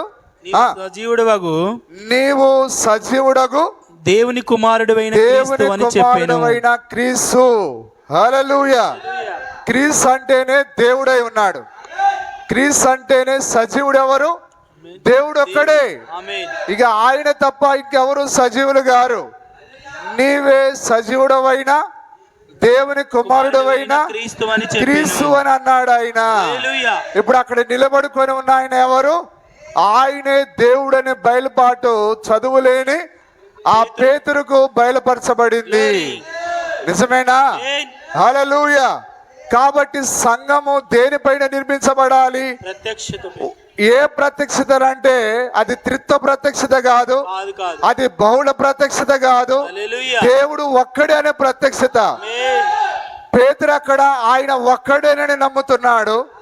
అందుకొరకే ఆయన ఈ బండ పైన అన్నాడు ఆయన. అందుకొరకే తండ్రి యొక్కయు కుమారుని యొక్కయు పరిశుద్ధాత్మ యొక్కయు నామము ప్రభు అయిన యేసుక్రీస్తు. హల్లెలూయా. దేవుని నామానికి స్తుతి కలుగును గాక. ఈ బండ పైన నా సంఘమును కట్టుదును, పాతాళలోక ద్వారములు దాని ఎదుట నిలవనేరవని. పాతాళలోక ద్వారములు దాని ఎదుట నిలవనేరవని ఉన్నారు అందరు ఇక్కడ. హల్లెలూయా. ఏంటిది పాతాళలోక ద్వారాలు? ఈరోజు ఉన్న ఈ సంఘాలన్నీ పాతాళలోక ద్వారాలై ఉన్నాయి. ఈ సంఘాలు వాక్యం ఎదుట నిలబడనేరవు. నిలబడగలిగేది ఒకే ఒకటి. ఆ రోజు పరిసయ్యుల యొక్క ఆలోచన అక్కడ నిలబడలేదు, శాస్త్రుల యొక్క ఆలోచన అక్కడ నిలబడలేదు. ఒకరు యోహాను అనుకున్నది నిలబడిందా? ఇర్మియాను అనుకున్నది నిలబడిందా? ప్రవక్తలు ఒకడు అనుకున్నారు, వాళ్ళు నిలబడిందా? అది అందుకే పాతాళలోక ద్వారాలు అంటున్నాడు వాటిని. ఏది పడితే పుర్రెలో ఏది పడితే అది మాట్లాడితే అవన్నీ పాతాళలోక ద్వారాలు. కాబట్టి నిజమైన ప్రత్యక్షత ఎప్పుడైతే వచ్చిందో అవన్నీ కనుమరుగైపోయాయి. దేవుని నామానికి స్తుతి కలుగును గాక. ఆయన మనిషి కుమారుడు, అక్కడ ఆయన సజీవుడైన దేవుని కుమారుడు, ఆయన క్రీస్తు అయి ఉన్నాడు అక్కడ. చూడండి, అదే అక్కడ రాయబడి ఉన్నది. నీవు సజీవుడవైన దేవుని కుమారుడైన క్రీస్తు అని చెప్పాను. సరిగా చదవండి సార్. నీవు సజీవుడవగు దేవుని కుమారుడైన క్రీస్తు అని చెప్పాను. దేవుని కుమారుడవైన క్రీస్తు అని చెప్పాను. హల్లెలూయా. ఇప్పుడు క్రీస్తు అంటే ఎవరు? దేవుడే. రెండో ఆయన కాదు, ఆయన మూడో వాడు కాడు, ఆయన అక్షరాల దేవుడు ఆయన. హల్లెలూయా. దేవుని నామానికి మహిమ కలుగును గాక. క్రీస్తు అంటే దేవుడేనా? ఓకే, ఒకసారి మనం ఆ యొక్క పౌలు గారు రాసిన పత్రిక 9వ అధ్యాయము 5-6 వచనాలు చదువుదాం. రోమీలకు రాసిన పత్రిక 9వ అధ్యాయం 5వ వచనం 6వ వచనం. పితరులు వీరివారు. పితరులు అంటే చెప్పండి, పితరులు అంటే ఎవరు? పితరులు అంటే ఎవరు చెప్పండి? అబ్రహాము, ఇస్సాకు, యాకోబు, వీళ్ళను పితరులు అన్నారు. పితరులు వీరివారు అంటే ఇజ్రాయేలులకు చెందినవారు, యూదులకు చెందినవారు. పితరులు అబ్రహాము, ఇస్సాకు, యాకోబులు ఆ యొక్క ఇజ్రాయేలుకు చెందినవారు. శరీరమును బట్టి క్రీస్తు వీరిలో పుట్టెను. శరీరమును బట్టి క్రీస్తు అనగా దేవుడు. హల్లెలూయా. క్రీస్తు అనగా దేవుడు. శరీరాన్ని బట్టి దేవుడు ఎక్కడ పుట్టాడు? ఆయన వారిలో పుట్టాడట. ఆయన అబ్రహాము, ఇస్సాకు, యాకోబు అనే వంశంలో పుట్టాడు ఆయన. మాట్లాడండి సార్. నేనే మాట్లాడాలా? మీరు కూడా మాట్లాడతారా? పితరులు వీరివారు, శరీరమును బట్టి క్రీస్తు వీరిలో పుట్టెను. దేవుడు క్రీస్తు అనగా ఉన్న ఏకైక దేవుడు. ఆయన శరీరధారిగా ఎవరిలో పుట్టాడు? ఆయన ఏ వంశంలో పుట్టాడు? ఆయన యూదా గోత్రంలో పుట్టాడు. ఆయన చదవండి. ఈయన సర్వాధికారి అయిన దేవుడై ఉండి ఉన్నారా? ఏ లేఖనం కూడా మానవ ఇచ్చను బట్టి రాయబడదు, ఊహను బట్టి రాయబడదు. హల్లెలూయా. పౌలు గారు దీన్ని ఎట్లా రాస్తున్నాడు? ఆయన ఆ యొక్క పరిశుద్ధాత్మతో నింపబడి. గ్లోరీ. హల్లెలూయా. దేవుని నామానికి స్తుతి కలుగును గాక. పౌలులో ఉన్న అదే పరిశుద్ధాత్మ ఆయనలో ఉండి ఆ మాటను రాస్తూ ఉన్నది అక్కడ. అదే పౌలులో ఉన్న పౌలు అని పేరు పెట్టుకుంటే సంబరం కాదు. ఈరోజు చాలా మంది పీటర్ అట. పీటర్లు కాదురా మీరు, చీటర్లు. నిజమేనా కాదా? పీటర్ అని పేరు పెట్టుకుంటే నీవు పీటర్ అయిపోవు, నీవు చీటర్గా మిగిలిపోతావు. అయితే ఆ రోజు ఆ పీటర్లో ఏ పరిశుద్ధాత్మ అయితే ఉన్నదో అదే పరిశుద్ధాత్మ నీలోనికి రావాలి. హల్లెలూయా. అప్పుడు మాత్రమే నీకు దేవుని యొక్క వాక్యం అర్థమవుతుంది. పేతురులో పరిశుద్ధాత్మ ఉన్నప్పుడు ఆయన ప్రసంగం చేశాడు, యేసుక్రీస్తు నామములో బాప్తిసం పొందమని. నిజమేనా? నీలో అదే పరిశుద్ధాత్మ ఉంటే నీవెందుకు యేసుక్రీస్తు నామాన్ని మాట్లాడలేకపోతున్నావు? అంటే పేతురులో ఉన్న పరిశుద్ధాత్మ ఆయనలో ఉందా? లేదు కాబట్టి ఈ పీటర్లు ఇప్పుడు ఏమైపోయారు? చీటర్లు అయిపోయారు. హల్లెలూయా. దేవుని నామానికి మహిమ కలుగును గాక. అందుకొరకే ఉన్నారందరు ఇక్కడ. ఇది వర్తమానమేనా? వాక్యమేనా? Praise the lord. హల్లెలూయా. ఇదే వర్తమానాన్ని ఒక సంఘ శాఖను తీసుకుని బోధిస్తే వారు తమ మనసును ఎటు పెట్టకుండా చాలా చక్కగా వింటారు. ఎందుకంటే వారికి దొరక్క మటన్ బిర్యానీ.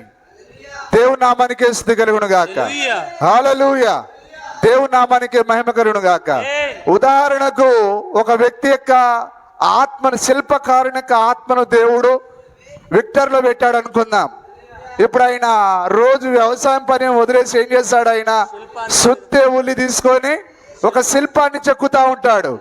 ఎందుకు? ఆయనలో ఒక శిల్పి యొక్క ఆత్మను ఉంచాడు. హల్లెలూయా. అలాగనే ఒక సంగీతం ప్లే చేసేవాడు చనిపోయాడు. ఒక బాగా పేరు ప్రఖ్యాతులు గాచిన ఆ సంగీతకారుడు బీదోవన్ అనే ఆయన ఒక మంచి సంగీతకారుడు.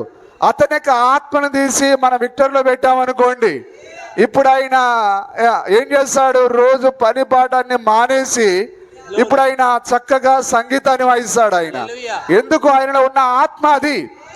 దేవుని నామానికి స్తుతి కలుగును గాక. ఒకవేళ డిల్లింజర్ ఎవరంటే పెద్ద బందిపోటు లేకపోతే పెద్ద దొంగవాడు. హల్లెలూయా. ఆ డిల్లింజర్ చనిపోయిన తర్వాత వాని ఆత్మను తీసి విక్టర్లో పెట్టాడు అనుకోండి, ఇక విక్టర్ గారు ఏం చేస్తాడు? ఎక్కడ ఆగడు ఆయన.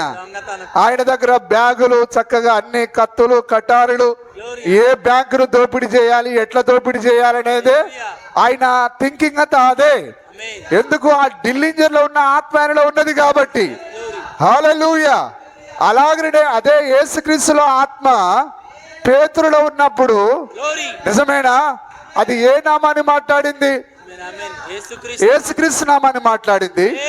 పేతురులో పరిశుద్ధాత్మ ఉన్నప్పుడు అది ఎఫెసు పట్టణానికి వెళ్ళినప్పుడు ఆ పరిశుద్ధాత్మను ఏమని మాట్లాడాడు? మీరు పరిశుద్ధాత్మను పొందితిరా. హల్లెలూయా. మళ్ళా వాళ్ళు పౌలు గారి మాటను విని యేసుక్రీస్తు నామములో బాప్తిసం పొందారా? హల్లెలూయా. దేవుని నామానికి స్తుతి కలుగును గాక.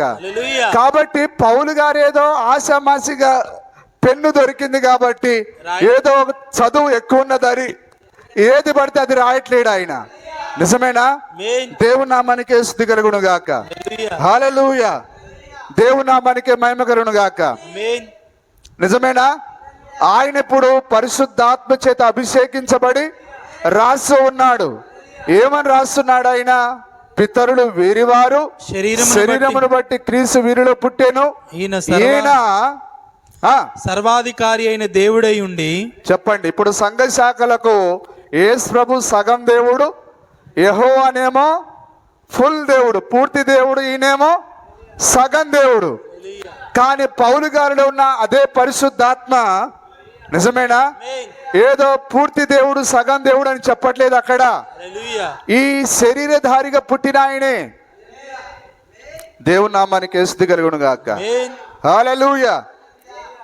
ఈరోజు చాలా మంది పాస్టర్లకే ఈ బయలుపాటు లేదు. అవునా? ఉంటే ఈరోజు ఖచ్చితంగా వారు దేవుడు ఒక్కడనే నమ్మేవారు. కానీ పౌలు గారు ఇప్పుడు ఏమని రాస్తున్నాడు? ఈయన సర్వాధికారి అయిన దేవుడై ఉండి, ఈయన ఎవరు? శరీరధారిగా, చెప్పండి, శరీరధారిగా ఈ భూమి మీద కన్య గర్భంలో జన్మించిన ఆయనే సర్వాధికారి అయిన దేవుడై ఉండి, ఆ శరీరధారిగా పుట్టిన ఆయనే దేవుడు. ఆయన ఇంకొక దేవుని గురించి మాట్లాడలేడు. ఆయన దేవుని నామానికి స్తుతి కలుగును గాక. పౌలు గారు ఆయన ధర్మశాస్త్ర పండితుడు. ఆయన గమాలియేలు పాదాల దగ్గర, పరిసయ్యుల దగ్గర ఆయన ధర్మశాస్త్రాన్ని పఠించిన వాడు. మరి వారి దేవుడు ఎలాగ ఉన్నాడని నేర్చుకున్నాడు. ఆయన పగలు మేఘ స్తంభంలో, రాత్రి అగ్ని స్తంభంలో ఉండిన దేవుడు. వారి దేవుడు వెలుగై ఉన్నాడు, వారి దేవుడు అగ్ని అయి ఉన్నాడు. కాబట్టి వారి దేవుడిని ఆయన అగ్నిగా నమ్మాడు, లేకపోతే వెలుగుగా నమ్మాడు. ఆయన అగ్ని స్తంభంగా నమ్మాడు, ఆయన మేఘ స్తంభంగా నమ్మాడు. ఆయన హల్లెలూయా, దేవుని నామానికి స్తుతి కలుగును గాక. కానీ పౌలు గారు సంఘాన్ని ఎందుకు హింసించాడు? ఆ యొక్క అగ్ని స్తంభంలో ఉన్న అదే దేవుడు శరీరధారిగా రాలేదు అనుకున్నాడు. ఆయన ప్రవక్తల యొక్క వాక్యాన్ని నమ్మలేకపోయాడు. ఆయన ఎందుకు నమ్మలేదనంటే ఆ బోధ, ఆ తప్పుడు బోధ అలాగ నేర్పించారు. దేవుడు శరీరధారిగా రాడు అని నేర్పించారు. కానీ మూలవాక్యం చెప్పింది ఆయన స్త్రీ సంతానంగా వస్తారని మాట్లాడాడు. ఆయన ప్రవక్తగా వస్తారని చెప్పాడు. ఆ యెషయా ఆయన గురించి రాశాడు 53వ అధ్యాయంలో. ఆయన గొర్రె ఆ బొచ్చు కత్తిరించు అని ఎదుట ఎలాగ మౌనంగా ఉంటుందో, ఆ యొక్క మెస్సయ్య, ఆ యొక్క దేవుని కుమారుడు వారి ఎదుట మౌనంగా ఉంటాడని ప్రవచనం చెప్పింది అక్కడ. వారన్నీ మర్చిపోయారు వాళ్ళు. హల్లెలూయా. కానీ ఆ పౌలు గారు ఏదైతే నేర్చుకున్నాడో అదే క్రమంలో దేవుడు తన్ను తాను ఆ పౌలు గారికి బయలుపరుచుకున్నాడు. నిజమేనా? ఇప్పుడు ఆయన దమస్కు మార్గంలో ఆ గుర్రం పైన ప్రయాణం చేస్తూ ఉన్నాడు. నిజమేనా? ఇప్పుడు ఆయన ఆ దమస్కు మార్గంలో దేవుడు పౌలు గారికి ఎలాగ ప్రత్యక్షమయ్యాడు? అగ్ని స్తంభంలో ప్రత్యక్షమయ్యాడు. ఆ అగ్నిని చూసి ఆయన ప్రభువా నువ్వెవడవు అని అంటున్నాడు. ఆయన హల్లెలూయా, ప్రభువులారా అనట్లేడు. ఆయన ఓ త్రియేక దేవా, ఓ తండ్రి కుమార పరిశుద్ధాత్మ నువ్వు ఎవరవయ్యా అని అనట్లేడు. ఆయన నిజమేనా? ప్రభువా నువ్వెవడవు? అగ్ని స్తంభంలో ఉన్నది నువ్వే, అయితే నీ పేరేంటిది? హల్లెలూయా. మనిషికి ఒక మాట, గొడ్డుకు ఒక దెబ్బ అన్నారు. దమస్కు మార్గం చాలు సార్, నీ కళ్ళు తెరవబడాలంటే. నా కళ్ళు అక్కడే తెరవబడ్డాయి. మిమ్మల్ని అందరినీ దమస్కు మార్గంలో తీసుకెళ్ళాలి. ఇప్పుడు మనకు ఏ మార్గ అనుభవం కావాలి? దమస్కు మార్గపు అనుభవం కావాలి. హల్లెలూయా. ఆ దమస్కు మార్గంలోనే సౌలు పౌలుగా మార్చబడ్డాడు. ఈరోజు యూట్యూబ్ లో కూర్చుని ఈ చెత్త చెదారాన్ని దమస్కు మార్గంలో నడిపిద్దామంటే మన వల్ల కాదు. నడిపించిన చెత్త చెదారంతో మాట్లాడు ఆయన. కానీ పౌలు గారు ఒక్కడితో ఎందుకు మాట్లాడాడు? ఆయనతో పాటు చాలా మంది గుర్రం పైన ఉన్నారు, కానీ వారందరితో మాట్లాడలేదు ఆయన. పౌలు ఒక్కడే ఎన్నికలో ఉన్నవాడు. నిజమేనా? ఆయన ఎంతమందిని చంపినా, ఎంతమందిని హింసించినా దేవుడు ఆయన్ని ముందుగా కుమారుడుగా చూశాడు, కుమారుడుగా స్వీకరించాడు. ఆయన దేవుని నామానికి స్తుతి కలుగును గాక. ఇప్పుడు ఆయన వెలుగును చూసి ఏమంటున్నాడు? ఆయన ప్రభువా నువ్వెవడవు అంటే వెలుగులో ఉన్నది ఎవరు? ఒకే ఒక ప్రభు ఉన్నాడు, ఆయనే దేవుడై ఉన్నాడు. అమ్మా మీకేమైనా అర్థమవుతుందా? నా మాటలు అర్థమవుతున్నాయా? దేవుని నామానికి స్తుతి కలుగును గాక. హల్లెలూయా. ఆ దమస్కు మార్గంలో చూసారా ఆ గొప్ప ప్రత్యక్షత? ఇప్పుడు ఆయన ఆ వెలుగును, ఆ అగ్ని స్తంభాన్ని చూసి ఆయన ప్రభువాన్ని ఎవడవని అంటున్నాడు. ఆయన అంటే నీ పేరేంటిదని అడుగుతున్నాడు. ఆయన ఎందుకు పౌలు గారు ఆ గిరాటి వేయబడ్డాడు, గుర్రం మీద నుంచి తోసివేయబడ్డాడు. అతడు దేవునికి వ్యతిరేకంగా పనిచేస్తున్నాడు, ఆ ములి కొనకు ఎదురు తన్నుతూ ఉన్నాడు. అది సాధ్యమా మానవునికి? అది అసాధ్యం. అది ఎప్పుడైతే కింద పడ్డాడో వెంటనే ఆయన పేరు అడుగుతున్నాడు ఆయన. హల్లెలూయా. అప్పుడు ఆ స్వరం అన్నది, నీవు హింసించుచున్న యేసును. అప్పుడే ఆయనకు అర్థమైపోయింది. హల్లెలూయా. ఓ పాత నిబంధనలో మా గొప్ప యెహోవాయే ఈ యేసుక్రీస్తు ఉన్నాడు. ఆయన శరీరధారిగా వచ్చాడు. హల్లెలూయా. అందుకొరకు ఆయన రాశాడు, యేసే ఆ క్రీస్తు అని రాశాడు ఆయన. బకరాల్లారా, పొట్ట పెంచుకోవడం కాదురా, ముక్కలు ఇరుగ తినడం కాదురా, ఈ ముక్కలు తినండి, వాక్యం ముక్కలు తినండి. హల్లెలూయా. దేవుని నామానికి మహిమ కలుగును గాక. బెర్రిగా కోడి మాంసం తిని బకరాలు తిని బకరాల్లాగా పనికి మాలిన వీడియోలు చేయడం కాదు. రండి పౌలు గారి దగ్గరికి పోదాం. ఎంతమంది దేవుడు అని పౌలు చెప్తే అది నమ్ముదాం మనం. దేవుని నామానికి మహిమ కలుగును గాక. ఏంటిది యేసే ఆ క్రీస్తు ఏంటిది చెప్పండి. ఈ శరీరధారిగా ఉన్న ఆయనే, ఓ ఆ యొక్క ఆది అంతం లేని దేవుడు ఆయన. ఈ యేసే ఆ క్రీస్తు ఉన్నాడు. హల్లెలూయా. ఏ మార్గానైతే పౌలు గారు వ్యతిరేకించాడో ఆ మార్గమే సరైనదని బయలుపాటు పొందుకున్నాడు ఆయన. దేవునామానికి స్తుతి మహిమ కలుగును గాక. నిజమేనా? అందుకొరకే ఆ మార్గంలో ఆ దర్శనాన్ని పొందుకున్న పౌలు గారు ఇప్పుడు ఆ రోమీలకు రాస్తున్నాడు ఆయన. ఆ దేవుడే శరీరధారిగా, ఆ సర్వాధికారి అయిన దేవుడే శరీరధారిగా ఆ యొక్క యూదులలో ఆ పితరులలో జన్మించాడు ఆయన. ఆయనే సర్వాధికారి అయిన దేవుడై ఉండి నిరంతరం స్తోత్రారుడై ఉన్నాడు. సగం యేసు ప్రభుకి సగం యెహోవా దేవునికి అని చెప్పట్లేడు ఆయన. ఆ యెషయా 6వ అధ్యాయంలో యెషయా ప్రవక్త ఎత్తబడ్డాడా?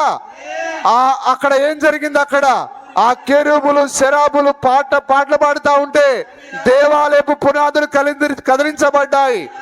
ఆయన యొక్క చొక్కాయి అంగి ఆ దేవాలయం అంతా నిండిపోయింది. ఓ వారు భయంతో వణుకుతో యెహోవా పరిశుద్ధుడు పరిశుద్ధుడని ఓ కొనియాడబడుతున్న ఆరాధించబడుతున్న ఆ దేవుడు ఈ యేసుక్రీస్తేనని పౌలు గారు రాస్తున్నాడు అక్కడ. వీళ్ళట పండితులట విలియం బ్రెనామును తప్పుపడతారట. దయ్యం కూడా నవ్వుతుందిరా మిమ్మల్ని చూసి. ఖర్చు కాదు అది, దుప్పటితో కొద్దిసేపు ఏడుస్తుంది, కొద్దిసేపు నవ్వుతుంది అది. హల్లెలూయా. అవి అనుకుంటాయి, అరే మీకంటే మా పిల్ల దయ్యాలు నయం కదరా, మా దయ్యాలని ఏమన్నాయి, సర్వోన్నతుని దేవుని కుమారుడా మాతో నీకేమి అన. హల్లెలూయా. మా దయ్యాలని అట్లా కేకేసాయి, కానీ మీరేంద్ర ముగ్గురు అంటారు నలుగురు అంటారు. మా దయ్యాలకున్న బయలుపాటు లేదు. చా హిజ్జత్. నిజమేనా కాదా? అందుకే యాకోబు ఏం రాశాడు? దేవుడు ఒక్కడేనని నమ్మి దయ్యాలు వణుకుతున్నాయి. యేసు ప్రభు కనిపించగానే, ఏయ్ మీ తండ్రి ఏడి, నువ్వు వచ్చినావు, మీ నాన్న ఎక్కడున్నాడు అంటే అడిగాయా? హల్లెలూయా. సర్వోన్నతుని దేవుని కుమారుడా, సర్వోన్నతుని దేవుని కుమారుడు అంటే దేవుడే, వేరొక ఆయన కాదక్కడ. దేవుని కుమారుడు అంటేనే దేవుడు. అందుకే దయ్యం ఆ మోసే దగ్గరికి వచ్చి, నువ్వు దేవుని కుమారుడు అయితే రాళ్ళను రొట్టెగా మార్చమని మోసే దగ్గరికి రాలే. వస్తున్నారా? రండి మనం సినాయి పర్వతం దగ్గరికి వెళ్దాం. ఇర్మియా దగ్గరికి వచ్చి, నువ్వు దేవుని కుమారుడు అయితే రాళ్ళను రొట్టెగా మార్చమని ఇర్మియాను అనలేదు. ఎందుకు? యేసుక్రీస్తునే గట్టిగా ఒత్తిడి చేశాయి. ఎందుకంటే ఆయనే సృష్టికర్త. అక్కడ చూడ్డానికి ఆయన మానవుడిగా ఉన్నాడు ఆయన, కానీ రూపం చూస్తే మాత్రం ఎక్కడో చూసినట్టు ఉంది సార్. మిమ్మల్ని ఎక్కడో తేడా ఉంది, ఆ ముఖం పోలికలో తేడా ఉంది. అందుకొరకే నువ్వు రాయిని రొట్టెగా మార్చావా, ఆ సృష్టికర్త నువ్వని నమ్ముతా. ఒకవేళ ఆయన అట్లా చేశాడనుకో, ఈ బకరాగాళ్ళందరూ నమ్మేవారు. హల్లెలూయా. దేవుని నామానికి స్తుతి కలుగును గాక. అందుకొరకే నీవు దేవుని కుమారుడు అయితే, ఎవరు రాయిని రొట్టెగా మార్చేది? దేవుని కుమారుడు ఒక్కడే. దేవుడొక్కడే శూన్యంలో సృష్టిని చేసిన వాడు. దేవుడొక్కడే లేని వాటిని చేయగలవాడు. దేవుడొక్కడే ఆ ఉన్న దాంట్లో నుంచి ఆయన అధికంగా చేసేవాడు ఆయన. హల్లెలూయా. దయ్యానికి ఉన్న బయటపాటు లేదట. వీళ్ళు ప్రపంచాన్ని విలియం బ్రెనామ్ బోధ నుంచి కాపాడి అంటే విలియం బ్రెనాము తప్పుడు బోధ కలిగి ఉన్నాడని. దేవుని నామానికి స్తుతి కలుగును గాక. ఈరోజు మనం కలిగి ఉన్న ఈ బయలుపాటు దేవుడు విలియం బ్రెనాంకి ఇచ్చాడు. విలియం బ్రెనాం కనుక మనకు లేకపోతే ఈ బయలుపాటు మనకు లేదు. ఒకవేళ వీళ్ళని మోసే కాలంలో ఉంటే మోసే పైన కూడా వీళ్ళు పళ్ళు పటపట కొరుకుతారు. వీళ్ళు ఎవరు? ఆ యొక్క కోరాహు దాతానుడు. దేవుడు హోషేయ గ్రంథంలో ఏం రాశాడు? ఆయన 12వ అధ్యాయంలో ఒక ప్రవక్త ద్వారా ఆయన తన ప్రజలను రక్షించాను. నేను రక్షించాను అనట్లేడు దేవుడు అక్కడ. ఒక ప్రవక్త ద్వారా తన ప్రజలను రక్షించాను. ఆ రోజు ఆయన ప్రవక్త ద్వారా రక్షిస్తే ఈ రోజు ఆయన ప్రవక్తల ద్వారా రక్షించడా? హల్లెలూయా. ఆ నినివే పట్టణం ఎవరి ద్వారా రక్షింపబడింది? యోనా ప్రవక్త ద్వారా. యోనా ప్రకటన విని అది మారు మనసు పొందింది. పండితులారా రండి, పండితులు. దేవుని నామానికి మహిమ కలుగును గాక. నిజమేనా? ఎంతమంది ఉన్నారు ఇక్కడ? హల్లెలూయా. చదవండి. అదే రోమా పత్రిక 9వ అధ్యాయం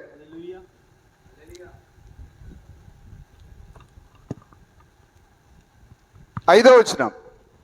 పితరులు వీరివారు శరీరమును బట్టి క్రీస్తు వీరిలో పుట్టెను. శరీరమును బట్టి క్రీస్తు వీరిలో పుట్టెను. ఈయన సర్వాధికారి అయిన దేవుడై ఉండి ఈయనే సర్వాధికారి అయిన దేవుడై ఉండి నిరంతరం స్తోత్రారుడై ఉన్నాడు. ఆమేన్. హల్లెలూయా. నిరంతరం అంటే మానక, రాత్రనక, పగలనక, ఆ విరామం లేకుండా కొనియాడబడే దేవుడు ఎవరు? ప్రభు అయిన యేసుక్రీస్తు అయి ఉన్నాడు. కాబట్టి ఆయనకే మనిషి కుమారుడని పేరు, ఆయనకే మెస్సయ్య అనే పేరు, ఆయనకే దేవుని కుమారుడని పేరు. హల్లెలూయా. ఇవన్నీ బిరుదులు కలిగిన ఆయన. కానీ ఆయన ఒక్కడే, ఆయనే ప్రభు అయిన యేసుక్రీస్తు అయి ఉన్నాడు. దేవుని నామానికి మహిమ కలుగును గాక. హల్లెలూయా. సరే, మనం చూద్దాం. యోహాను సువార్త 4వ అధ్యాయము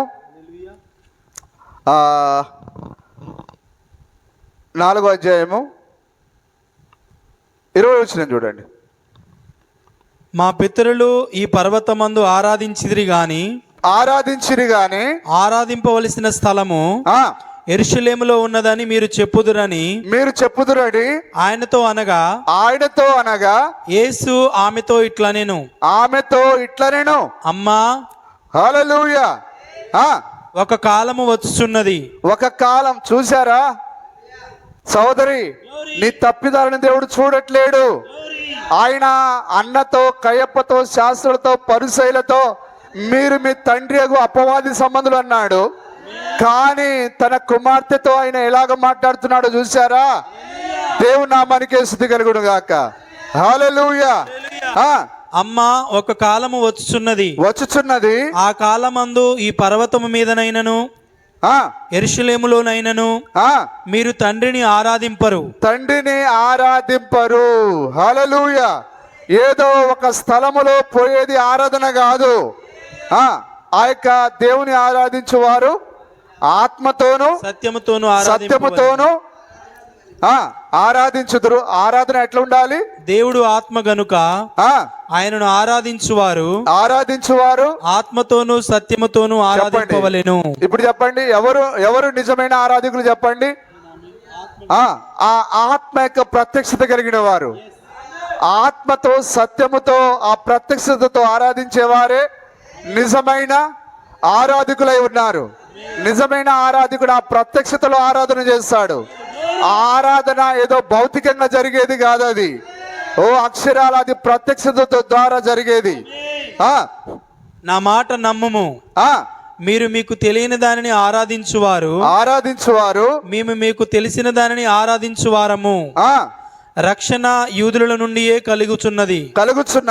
అయితే యథార్థముగా ఆరాధించువారు ఆత్మతోను సత్యముతోను తండ్రిని ఆరాధించు కాలము వచ్చుచున్నది. అది ఇప్పుడును వచ్చే ఉన్నది. తన్ను ఆరాధించువారు అట్టివారే కావాలనని తండ్రి కోరుచున్నాడు. అదేనా? ఓకే, చదవండి. దేవుడు ఆత్మ గనుక దేవుడు ఆత్మ గనక ఆయనను ఆరాధించువారు ఆత్మతోను సత్యముతోను ఆరాధింపవలెను. ఆ స్త్రీ ఆయనతో క్రీస్తు అనబడిన మెస్సియా వచ్చునని. క్రీస్తే ఎలాగ ఉండబోతున్నాడు? మెస్సయ్యగా. హల్లెలూయా. క్రీస్తుకు మెస్సయ్యకు ఉన్న సంబంధం ఏంటిది? ఇద్దరు ఒక్కరే. ఆ మెస్సయ్యే క్రీస్తుగా వస్తాడని. హల్లెలూయా. ఆ స్త్రీ నిజమేనా? ఒకవేళ ఆమె తప్పు మాట్లాడితే వెంటనే ఆయన ఏం చేసేవాడు? ఖండించేవాడు ఆయన. మరియ యేసేపులు యేసు ప్రభువును పోగొట్టుకున్నప్పుడు మరియ ఏమన్నది? అయ్యా, నువ్వు ఎందుకు ఇలాగ చేశావు?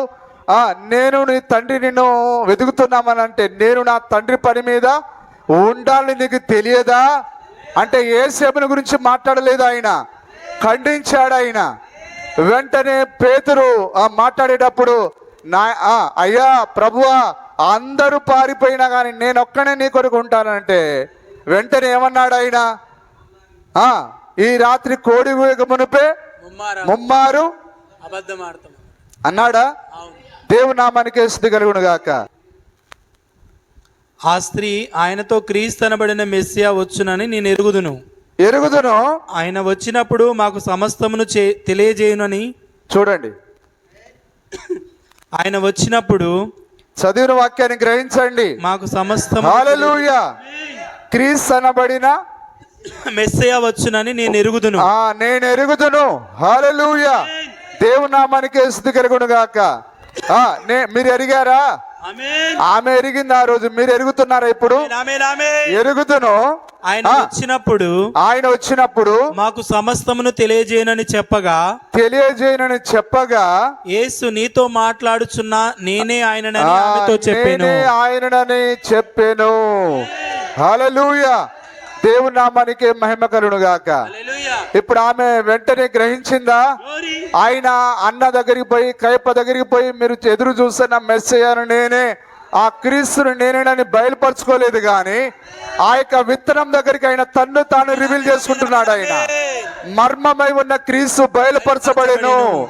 ఆయన అందరి దగ్గర బయలుపరచబడాడు ఆయన. హల్లెలూయా. దేవుని నామానికి మహిమ కలుగును గాక. ఈరోజు ఆయన విత్తనం దగ్గర మాత్రమే తన్ను తాను బయలుపరుచుకుంటున్నాడు ఆయన. దేవుని నామానికి స్తుతి కలుగును గాక. ఇంతలో ఆయన శిష్యులు వచ్చి ఆయన స్త్రీతో మాట్లాడుట చూచి ఆశ్చర్యపడిరి గాని నీకేమి కావాలని అయినను ఈమెతో ఎందుకు మాట్లాడుచున్నామని అయినను ఎవడును అడగలేదు. ఆ స్త్రీ తన కొండ విడిచిపెట్టి ఊరిలోనికి వెళ్ళి మీరు వచ్చి నేను చేసినవన్నీ నాతో చెప్పిన మనుషుని చూడుడి ఈయన క్రీస్తు కాడా? ఇప్పుడు ఆమె ఏమన్నది? క్రీస్తు అయిన అక్షరాలైన దేవుడైన. హల్లెలూయా. దేవుని నామానికి మహిమ కలుగును గాక. దేవుని బిడ్డలు ఏ కాలంలో ఉన్నా ఎక్కడున్నా వారు ఒకే దేవుణ్ణి చూస్తారు. పేతురు చూసిన ఒకే దేవుణ్ణి, ఆ యొక్క సమరేశ్వరి చూసిన ఒకే దేవుణ్ణి. హల్లెలూయా. ఏ విధంగా అదే ప్రత్యక్షత ఉన్నది. ప్రత్యక్షత లేకుండా నీకు దైవత్వం అర్థం కాదు, నీకు దైవత్వం బయలుపరచబడదు. నీకు దైవ స్వరూపం రావాలన్నా, దైవత్వం నీకు రావాలన్నా అక్కడ కూడా బయలుపాటు కావాలి. దేవుని నామానికి స్తుతి మహిమ కలుగును గాక. హల్లెలూయా. ఇప్పుడు ఆమె అక్కడికి పోయి ఏమని సాక్ష్యం ఇచ్చింది? రండమ్మా, రండక్క, దేవుని కుమారుడు వచ్చిండు, పెద్ద తండ్రి ఆడ నుంచి పంపిండు అని అనలేదు ఆమె. హల్లెలూయా. దేవుని నామానికి మహిమ కలుగును గాక. పెద్ద పెద్ద అయ్యగారులు బయలుపాటు మాత్రం శూన్యం. పెద్ద పెద్ద అయ్యగారులకు ఎప్పుడు బయలుపాటు రాదు. ఆ రోజు అన్న కయపకు రాలేదు, ఈ రోజు కూడా రాదు. అది దేవుని నామానికి స్తుతి కలుగును గాక. ఆ తర్వాత మనం చూద్దాం యోహాను సువార్త 11వ అధ్యాయం 27 ముందు 27వ వచనం, ఆ తర్వాత 26వ వచనం. నా గొర్రెలు నా స్వరము వినును. 11వ అధ్యాయం 27వ వచనం. 11:27 యోహాను సువార్త. ఆమె అవును ప్రభువా, నీవు లోకమునకు రావలసిన దేవుని కుమారుడైన క్రీస్తు అని. ఇప్పుడు క్రీస్తు ఎవరు? దేవుని కుమారుడు. దేవుని కుమారుడు అంటేనే దేవుడై ఉన్నాడు. హల్లెలూయా. అప్పుడు ఎవరు ఇక్కడ మాట్లాడేది? మరియనా, మార్తానా? చూడండి. అప్పుడు ఆయన ఎందుకు నువ్వు అలాగ తప్పుగా మాట్లాడుతున్నావని ఖండించలేదు ఆయన. నిజమేనా? దేవుని కుమారుడైన క్రీస్తు అని నమ్ముచున్నానని ఆయనతో చెప్పాను. ఆమె ఈ మాట చెప్పి వెళ్ళి బోధకుడు వచ్చి నిన్ను పిలుచుచున్నాడని తన సహోదరి అయిన మరియను రహస్యముగా పిలిచెను. అది మార్త ఇక్కడ మాట్లాడేది ప్రభుతో. 26 వచనం. 26 బ్రతికి నా యందు విశ్వాసముంచు ప్రతివాడును ఎన్నటికి చనిపోడు. ఈ మాట నమ్ముచున్నావా అని ఆమెను అడిగాను. ఆమె అవును ప్రభువా, నీవు లోకమునకు రావలసిన దేవుని కుమారుడైన క్రీస్తువని. ఇప్పుడు ఎవరు రావాలి లోకానికి? దేవుని కుమారుడు ఆ క్రీస్తే రావాలి. వచ్చాడా? హల్లెలూయా. మృతులను సజీవులుగా మార్చగలవాడు ఎవడు? చెప్పండి. దేవుడు ఒక్కడే. ఆ లాజరు దగ్గర దేవుని కుమారుడు ఏం చేశాడు? లాజరు సమాధి యొద్ద ఆ ప్రధాన దూత శబ్దము లాజరును సమాధిలో నుంచి బయటికి లాగి ఉన్నది. దేవుని నామానికి మహిమ కలుగును గాక. ఈ బయలుపాటులో లేని వాళ్ళని యాకోబు బావి దగ్గర తీసిపోయినా బయలుపాటు రాదు. ఆ లాజరు సమాధి దగ్గర తీసిపోయినా బయలుపాటు రాదు. నువ్వు ఎక్కడికి తీసుకెళ్ళు, వారికి బయలుపాటు రాదు. హల్లెలూయా. దేవుని నామానికి మహిమ కలుగును గాక. సరే, ఆ తర్వాత ఇప్పుడు మనం ఎవరిని అడిగాం? సమరస్త్రీని అడిగాం. ఆమె ఏమన్నది? ఆయనే క్రీస్తు అని చెప్పిందా? మార్త అదే చెప్పిందా? హల్లెలూయా. ఇప్పుడు మనం ఆ యొక్క నతానీయుల్ని అడుగుదాం. హల్లెలూయా. ఇప్పుడు మైకు నతానీయులు గారికి ఇద్దాం. నతానీయులు గారి సాక్ష్యాన్ని చూడండి. 1వ అధ్యాయం 49వ వచనం. అదే యోహాను సువార్త 1:49. 48 కూడా చదవండి. బోధకుడా 48 కూడా చదవండి. నన్ను నీవు ఎలాగూ ఎరుగుదువని నతానీయులను అడగగా యేసు పిలుపు నిన్ను పిలువక మునిపే నీవు ఆ అంజూరపు చెట్టు కింద ఉన్నప్పుడే నిన్ను చూచితినని ఆయనతో చెప్పాను. హల్లెలూయా. చూసారా? వర్షానికి భయపడి ఆగిపోయిన వాళ్ళ జీవితాలు కూడా తెల్లారిపోయినాయి. అట్లే ఉంటది. దేవుని నామానికి మహిమ కలుగును గాక. వాతావరణాన్ని మార్చగల దేవుడు ఇంకా ఉన్నాడు. హల్లెలూయా. బోధకుడు నతానీయేలు బోధకుడా నీవు దేవుని కుమారుడవు ఇశ్రాయేలు రాజువు. దేవుని కుమారుడే. ఇప్పుడు ఎవరు? ఇజ్రాయేలు రాజు అయి ఉన్నాడు. ఎవరు? ఇజ్రాయేలు రాజు. దేవుడే ఇజ్రాయేలుకు రాజు అయి ఉన్నాడు. హల్లెలూయా. మూడుని గోధుమలతో రోకట దంచిన వాని ముడత వాణ్ణి విడిచిపెట్టి పోదు. కాబట్టి ఈ యొక్క యూట్యూబ్ లో ఉండే ఈ యొక్క దాని ఏమంటారు, ఈ మూడులందరినీ తీసుకెళ్లి ఈ గోధుమలే ఇక్కడ కూర్చున్నాయి. ఆ రెండింటిని మడత పెట్టి దంచితే వాని ముడత వాని వదిలేసిపోతుందా? హల్లెలూయా. దేవుని నామానికి మహిమ కలుగును గాక. అక్కడ నతానీయేలు ఏమంటున్నాడు?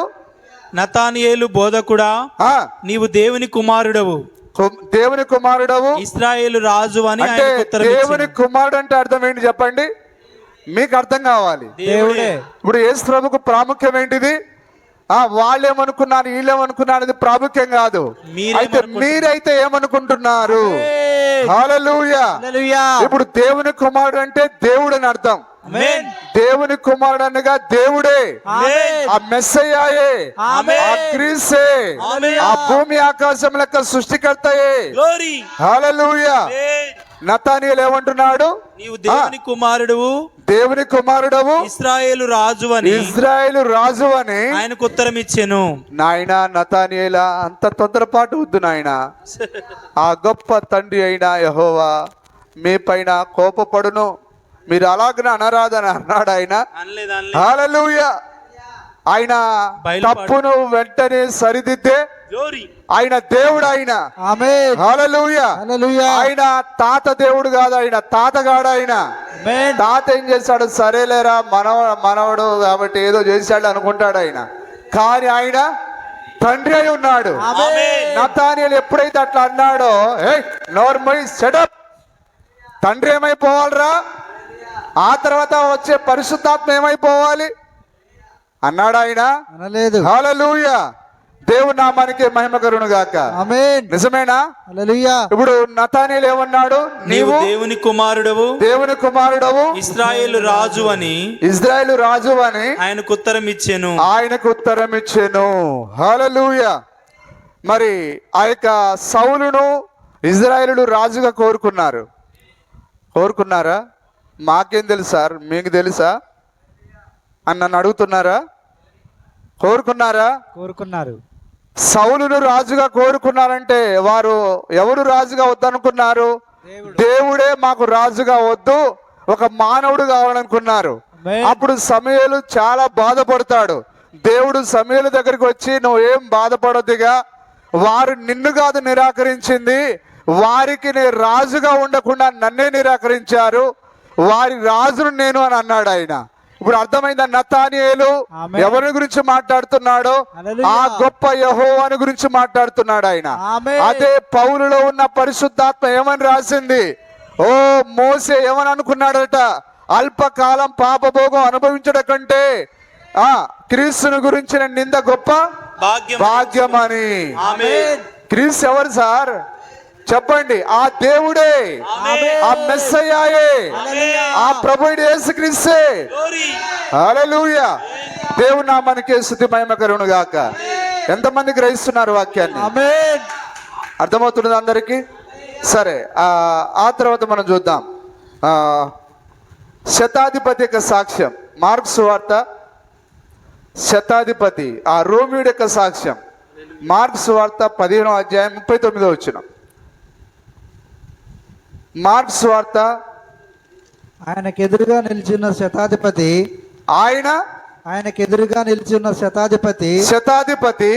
ఆయన ఇలాగ ప్రాణము విడి, ఆయనకు ఎదురుగా ఆయన ఇలాగ ప్రాణమిడుచుట చూచి, నిజముగా ఈ మనుష్యుడు దేవుని కుమారుడే అని చెప్పాను. నిజముగా ఈ మనుషుడు దేవుని కుమారుడే. హల్లెలూయా. మనుషుడు అనగా ఆ మానవ రూపంలో ఈయనే దేవుడై ఉన్నాడని శతాధిపతి సాక్ష్యం ఇచ్చాడు. ఏ బైబిల్ ట్రైనింగ్ ఆయనకి అక్కర్లే, ఏ అనుభవం లేనివాడు. హల్లెలూయా. ఏమని సాక్ష్యం ఇస్తున్నాడు ఆయన? నిజంగా ఈ శరీరంలో ఉన్న ఈయన దేవుడని సాక్ష్యం ఇచ్చాడు ఆయన. హల్లెలూయా. దేవుని నామానికి మహిమ కలుగును గాక. ఎంతమంది గ్రహిస్తున్నారు? నిజమేనా? నిజముగా ఈ మనుషుడు దేవుని కుమారుడే అని చెప్పాను. కొందరు స్త్రీలు దూరం నుండి. ఓకే, ఆ తర్వాత మనము మైకును దయ్యాలకి ఇద్దాం. దయ్యాలు ఏమైనా మరి సాక్ష్యం ఇచ్చాయో చూద్దాం. లూకా సువార్త 4వ అధ్యాయము 41వ వచనం, లేదా 34 నుంచి చదవండి. లూకా సువార్త 4:34. మీరు ఎవరి యొద్ద మరలా పుచ్చుకొనవలనని.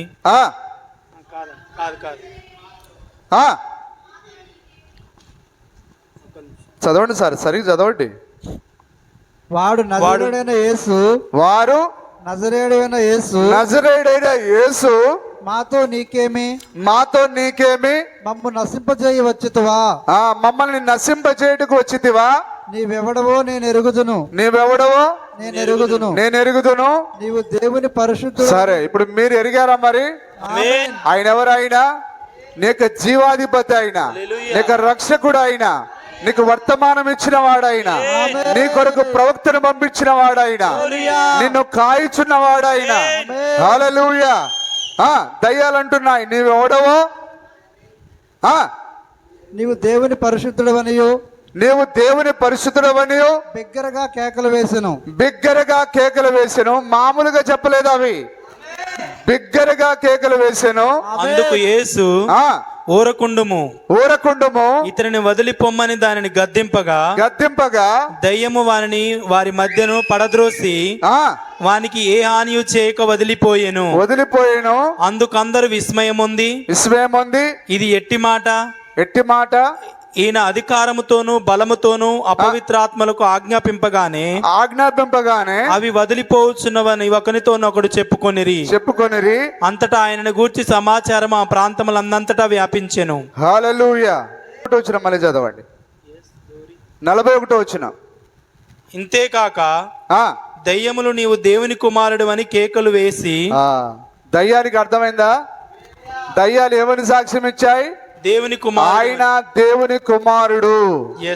అంటే అర్థం ఏంటిది? దేవునికి ఒక కుమారుడు అని అర్థమా? ఆయనే దేవుడు అని అర్థం. అక్కడ ఆయన దేవుని కుమారుడని కేకలు వేసి అనేకులను వదిలిపోయాను. ఎందుకు? ఎవరికి భయపడతాయి దయ్యాలు? దేవుని. యాకోబు రాసింది అదేనా? అవునండి. దయ్యములను దేవుడు ఒక్కడేనని నమ్మి వణుకుచున్నవి, భయపడుచున్నవి. హల్లెలూయా. సరే, ఆ తర్వాత మత్తయి సువార్త 8:29. మత్తయి సువార్త 8:29. మత్తయి సువార్త 8:29. వారు ఇదిగో దేవుని కుమారుడా, దేవుని కుమారుడా, నీతో మాకేమి, నీతో మాకేమి, కాలమును రాకమునిపై మమ్మను బాధించుటకు ఇక్కడికి వచ్చితివా? దయ్యాలను అగ్నిగుండంలో పాతాళంలో వేసేది ఎవరు? దేవుడు ఒక్కడే. ఆ శరీరంలో ఉన్న ఆయనే దేవుని కుమారుడని, దేవుడని దయ్యాలకు బయలుపాటు వచ్చింది. ఎంతమంది గ్రహిస్తున్నారు? హల్లెలూయా.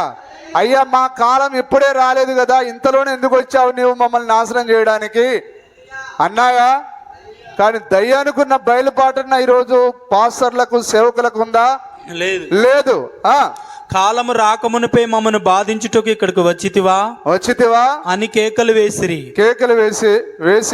వారికి దూరముగా గొప్ప పందుల మంద మేయుచుండగా. హల్లెలూయా. దేవుని నామానికి మహిమ కలుగును గాక. సరే, మనం చూద్దాం.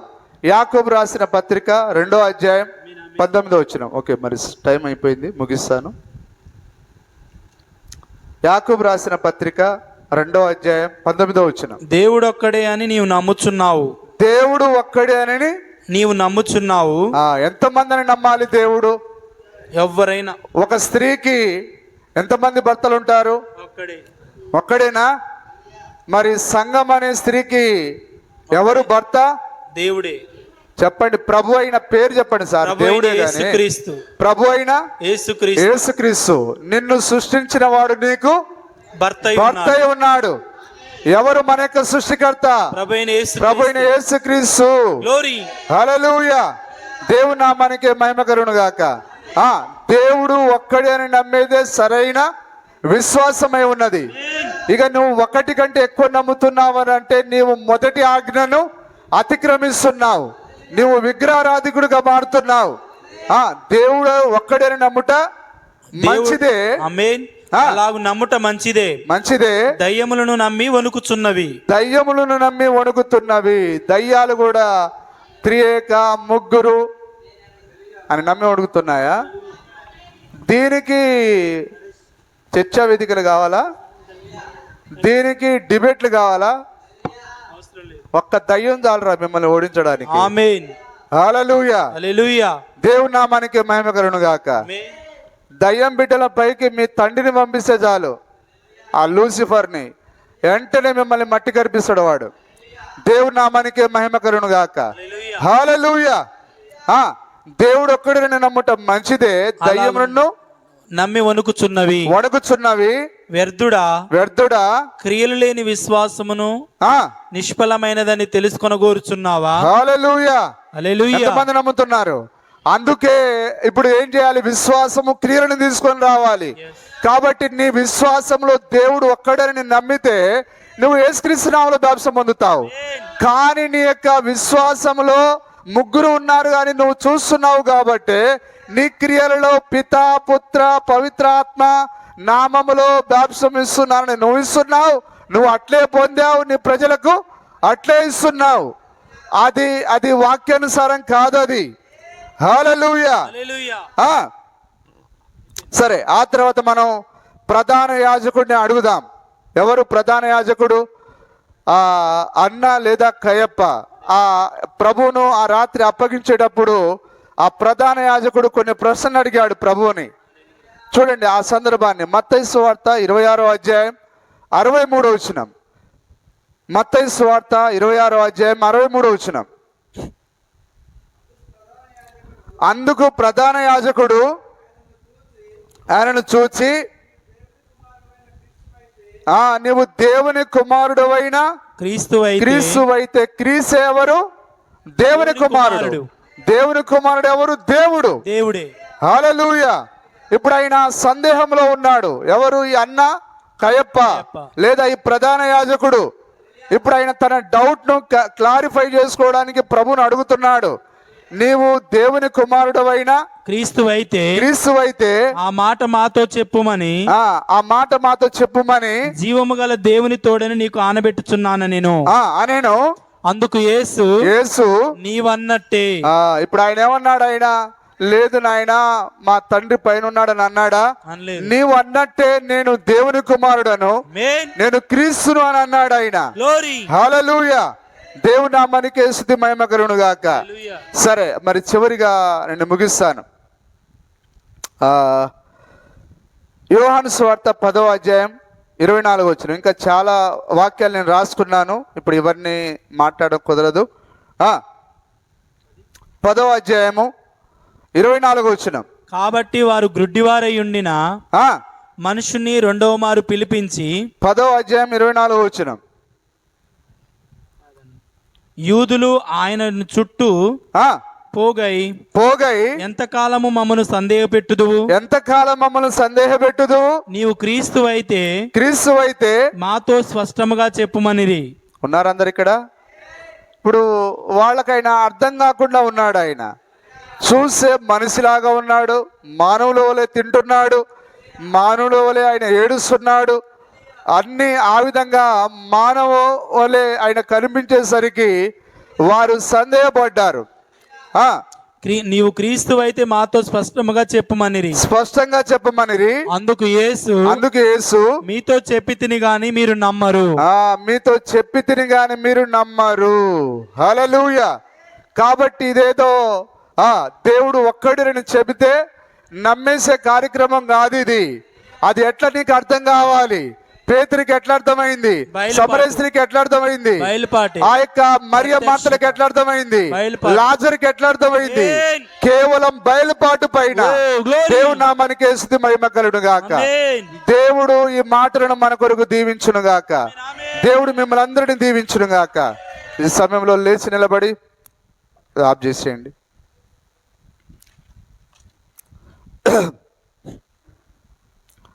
మనము శిరములు వంచి ప్రార్థన చేసుకుందాం.